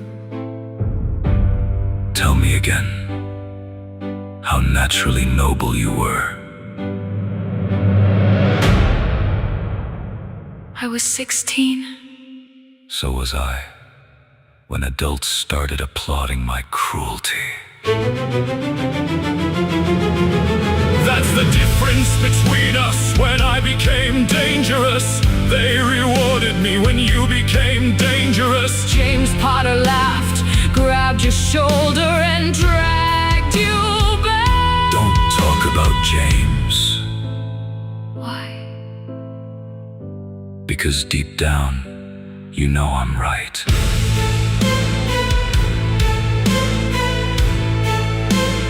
James made me better. Exactly. And Voldemort made me worse. That's the entire tragedy. You had friends who challenged you, I had followers. who applauded me, You had people who saw your worst instincts. and told you no, I had people who saw mine. and called them gifts. You still chose. Did I? Or was I simply loved correctly? For the first time in my life. The Dark Lord looked at my obsession and called it loyalty, my violence, and called it devotion, my madness, and called it brilliance, my hunger, and called it purpose. He made you a weapon. No, He made me feel valuable. God, that may be the saddest thing I've ever heard. Do you know what terrifies me? Not you, not Azkaban. Not even what you did. It's the realization That under different circumstances, I might have understood it. If James hadn't found me, If Remus hadn't trusted me, if Lily hadn't challenged me, if friendship had rewarded my worst instincts instead.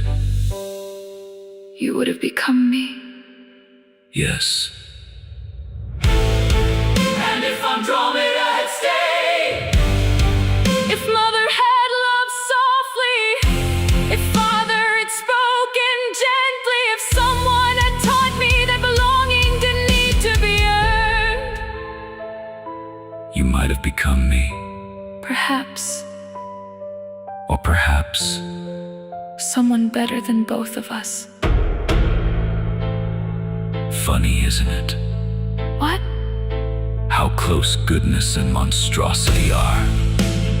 People imagine a cliff, A great divide. a clear line. But most of the time, It's a doorway, a friendship, a mentor, a single hand, offered at the right moment. or withheld. You're saying neither of us were inevitable. Exactly. we were both arrogant, Both impulsive, both loyal, To the point of self-destruction. both capable of cruelty, both desperate to belong. both children of House Black. You inherited rebellion. You inherited fanaticism. You found James Potter. You found Voldemort. And maybe Maybe that was enough to change everything. not blood, not destiny, Not fate. people. The people who teach us. Which parts of ourselves to feed. One fed love, one fed fear. One found friendship, one found worship. One became a savior, one became a monster. And neither began that way. You know the worst part?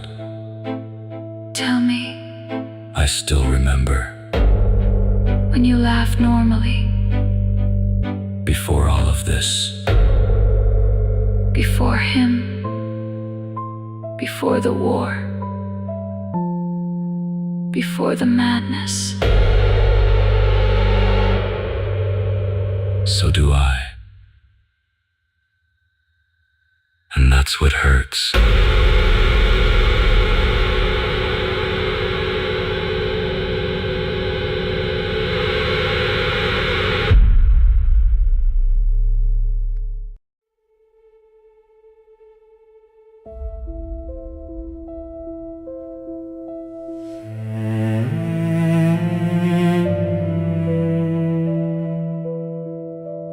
People remember Sirius loudly. The rebel, the runaway, the son who escaped. Stories like him are easy to tell. Heroes usually are. But nobody tells stories about the child who stayed. I was quieter than Sirius, softer, easier. The son who smiled politely, the son who sat still. The son who learned quickly that good children do not argue. Mother like that. At least I thought she did. For years, I mistook approval for love. Do you know what it feels like growing up beside sunlight? Someone brighter, braver, impossible to ignore. Sirius filled every room he entered, and somehow I loved him for that. Even when it hurt, even when every comparison ended with me coming second. Because when Sirius left, he escaped and I stayed behind. After the shouting stopped, after mothers crying, after father's silence, after everyone stopped saying his name, I became the son who had to be enough for 2 children. So I tried, God, I tried. Perfect posture, perfect grades, perfect air, perfect pure blood son. And every time mother looked proud, I felt emptier, not fuller, emptier.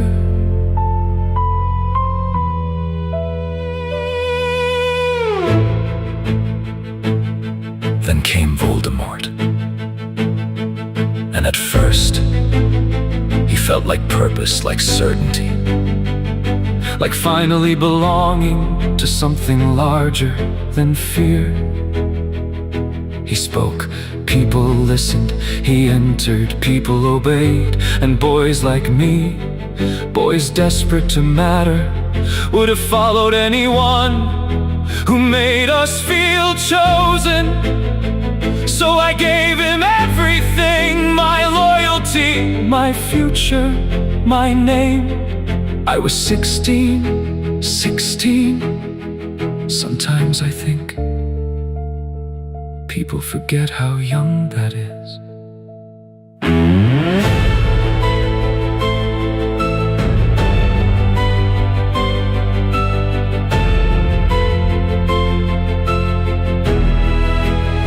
Because darkness always looks grander from a distance, until you stand close enough to smell the blood. Then came Creature, sweet loyal creature. Do you understand? In a house filled with coldness, that elf loved me. Not because I was important, not because I was a black, not because I was useful. He loved me because I was me.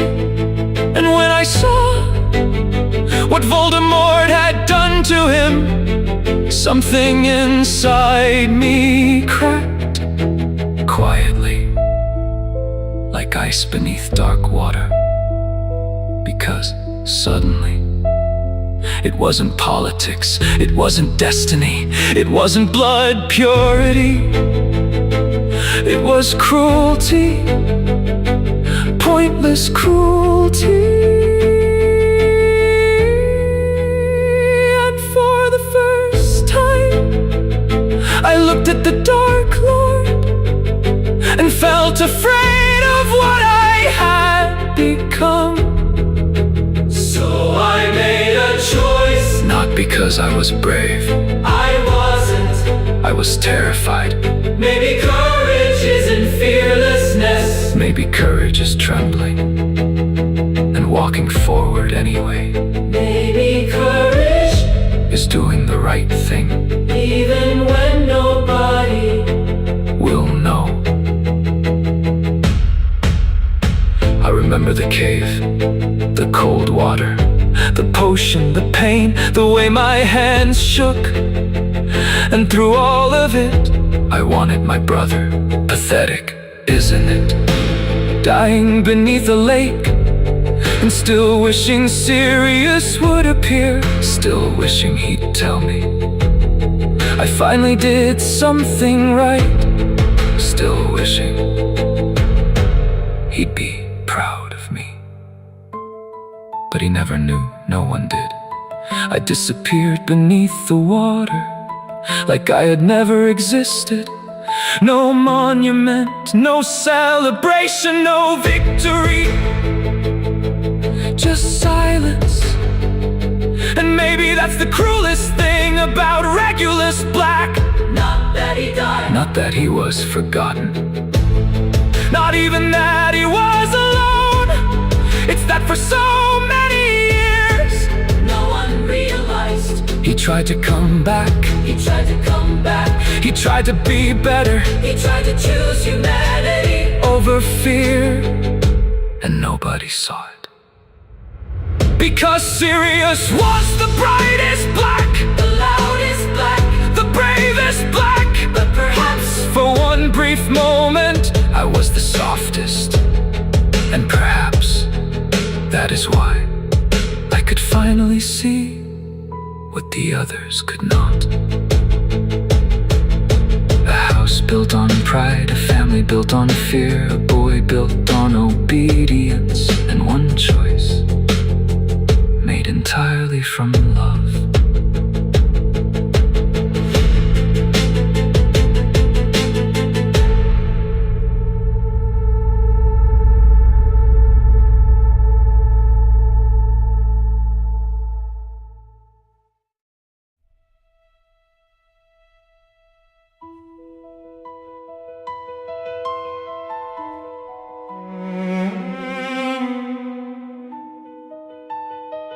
People always placed us opposite because we wanted them to. Interesting answer. Honest answer. The reckless Gryffindor, the bitter Slytherin, the loyal friend, the jealous rival. Simple stories. People prefer simple stories, Even when they're wrong. especially when they're wrong. You followed James Potter, You built half your life around hating him. and you built half yours around loving him. Careful. Why? Because it's true. James was my brother. James was my wound. That's cruel. That's accurate. One boy, one shadow, one name that never left. I carried him like sunlight, I carried him like poison. and somehow neither of us ever put him down. You always thought I was stupid. No. I thought you pretended to be. Why? Because people forgive fools, they fear intelligent men. Coming from you. Coming from experience. You hid behind books. You hid behind laughter. You hid behind anger. You hid behind charm. And neither disguise worked forever. I became an animagus for friendship. I became dangerous for survival. I learned loyalty. I learned suspicion.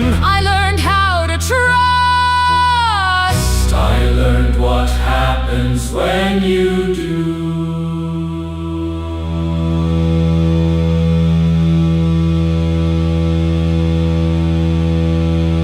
Different roads, different houses, different scars. But loneliness speaks the same language everywhere. Power feels warm to boys left freezing. Attention feels like air. To boys left unseen. Then perhaps we were both starving. Don't make me agree with you. Perish the thought. I was cruel. Yes. You were cruel. Yes. We both knew exactly where to cut. Because we both knew. Exactly where it hurt. God. Honesty is unpleasant. Then Harry arrived, The boy with Lily's eyes. and James's face. You saw your friend return. You saw your enemy reborn. I punished a child For resembling a ghost. I loved a child, for resembling one. both unfair. Both selfish. Both wrong.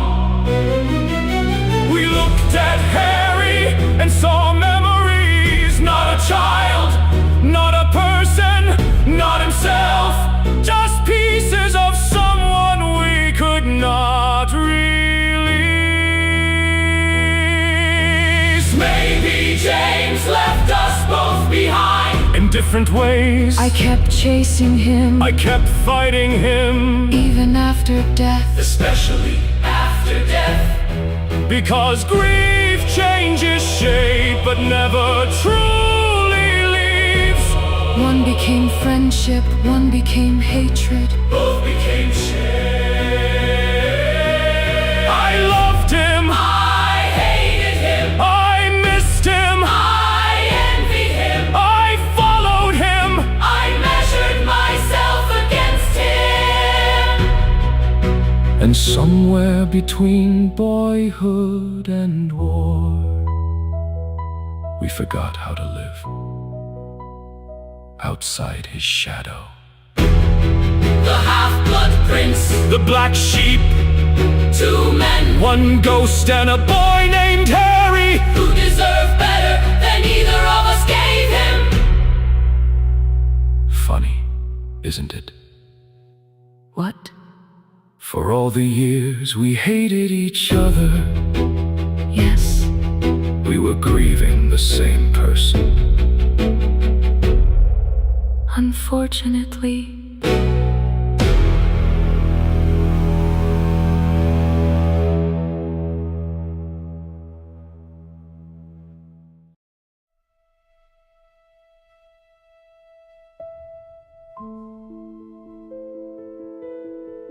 People remember you loudly, the rebel, the runaway, the son who escaped, and they barely remembered you at all. The heir, the good son, the brother I left behind. You burned like wildfire, you disappeared beneath the surface. Mother liked that better, no. Mother liked obedience, there's a difference. You always made it sound easy, leaving. It wasn't, you looked fearless. I was terrified. You never seemed afraid, because anger is louder than fear. Do you know why I ran?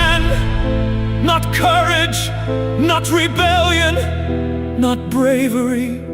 I ran because every dinner felt like drowning, because every conversation was a test, because every room in that house demanded that we become less human. And when you left, all of that landed on me.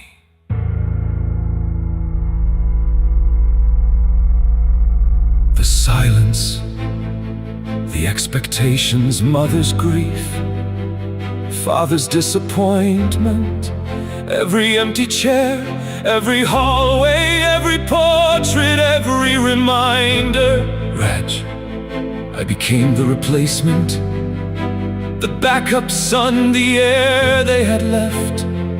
Perfect grades, perfect posture, perfect smile, perfect lie. You were a child, so were you.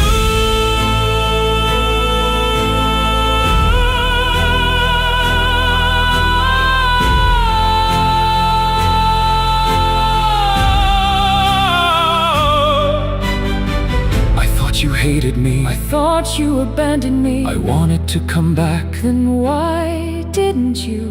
Because I didn't know how, because every year that passed made it harder, because I convinced myself You didn't need me anymore. because sometimes cowards run twice. And then Voldemort found me. God. At first he sounded like certainty, like purpose, like belonging, everything House Black promised without the cruelty. That's how predators work. I know that now. He made frightened boys feel important, and frightened boys will follow anyone who tells them they matter. You mattered already. Then why did nobody say it? Because our family was broken. Because our parents were broken. Because they taught us fear and called it love. Because I should have said it. Because I didn't. Do you know what I thought about in the cave? Please don't. You teaching me to fly.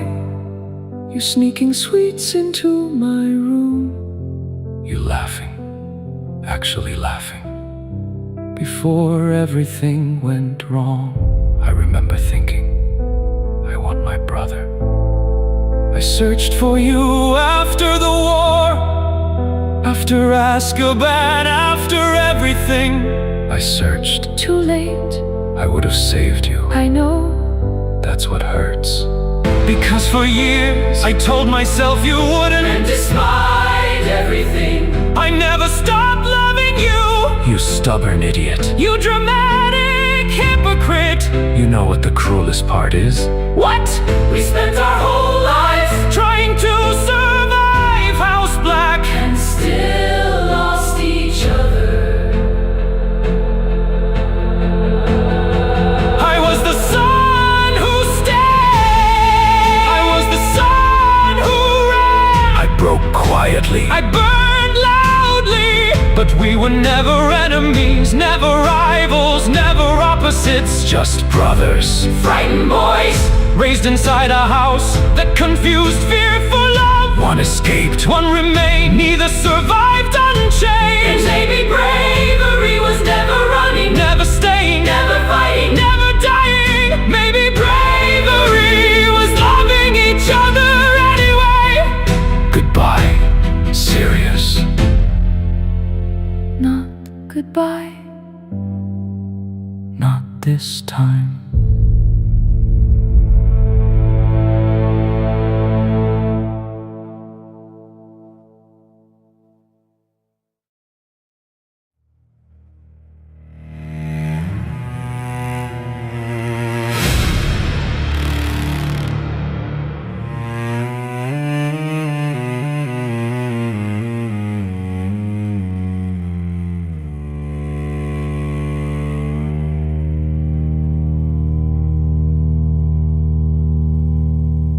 They say I chose violence. Funny. Nobody remembers what chose me first. Not the bite, not the fever, not the screaming, not the night. My body stopped belonging to me. I was a boy once. Not innocent maybe, but a boy, cold hands, empty stomach. A name people used before they learned to spit it.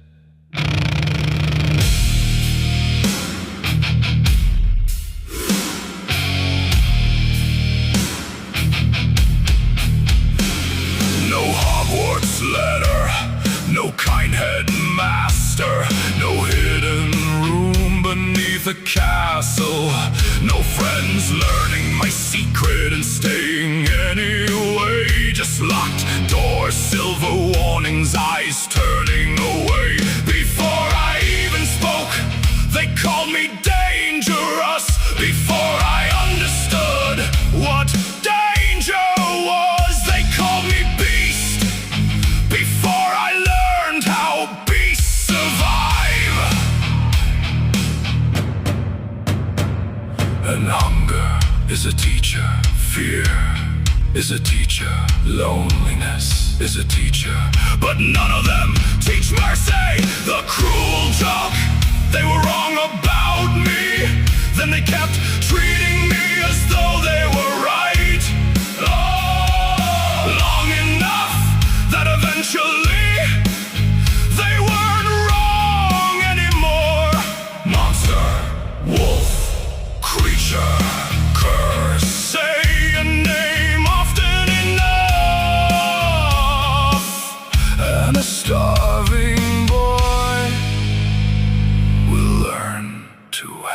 answer.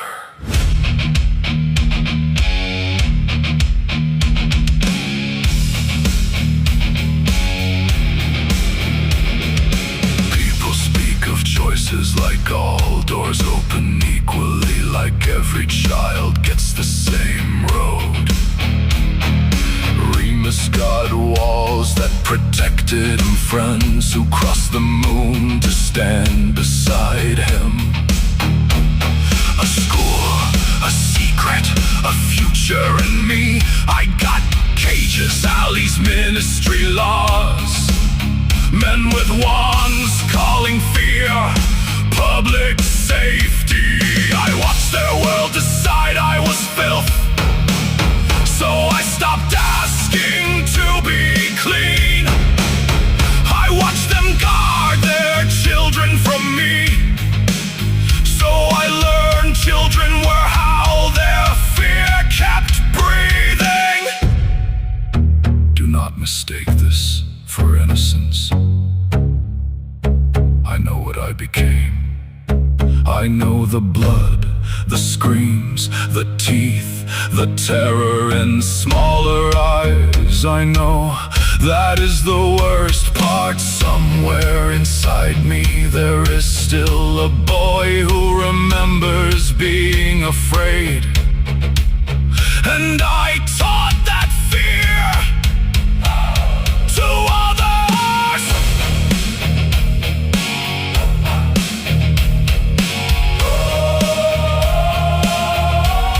They say I chose violence, maybe I did, but nobody remembers what chose me first. The bite, the shame, the hunger, the loss, the doors, the years of being told I was only a monster, until humanity felt like a language I was never taught. So yes, remember the wolf, remember the monster, remember the man who made more like him. But if you tell the story, tell all of it. Tell them the world feared what I might become. Then help me become it. The moon did not make me cruel alone. The curse did not raise me alone. Monsters are not born only under moonlight. Sometimes they are made by every door that closes before a child can knock.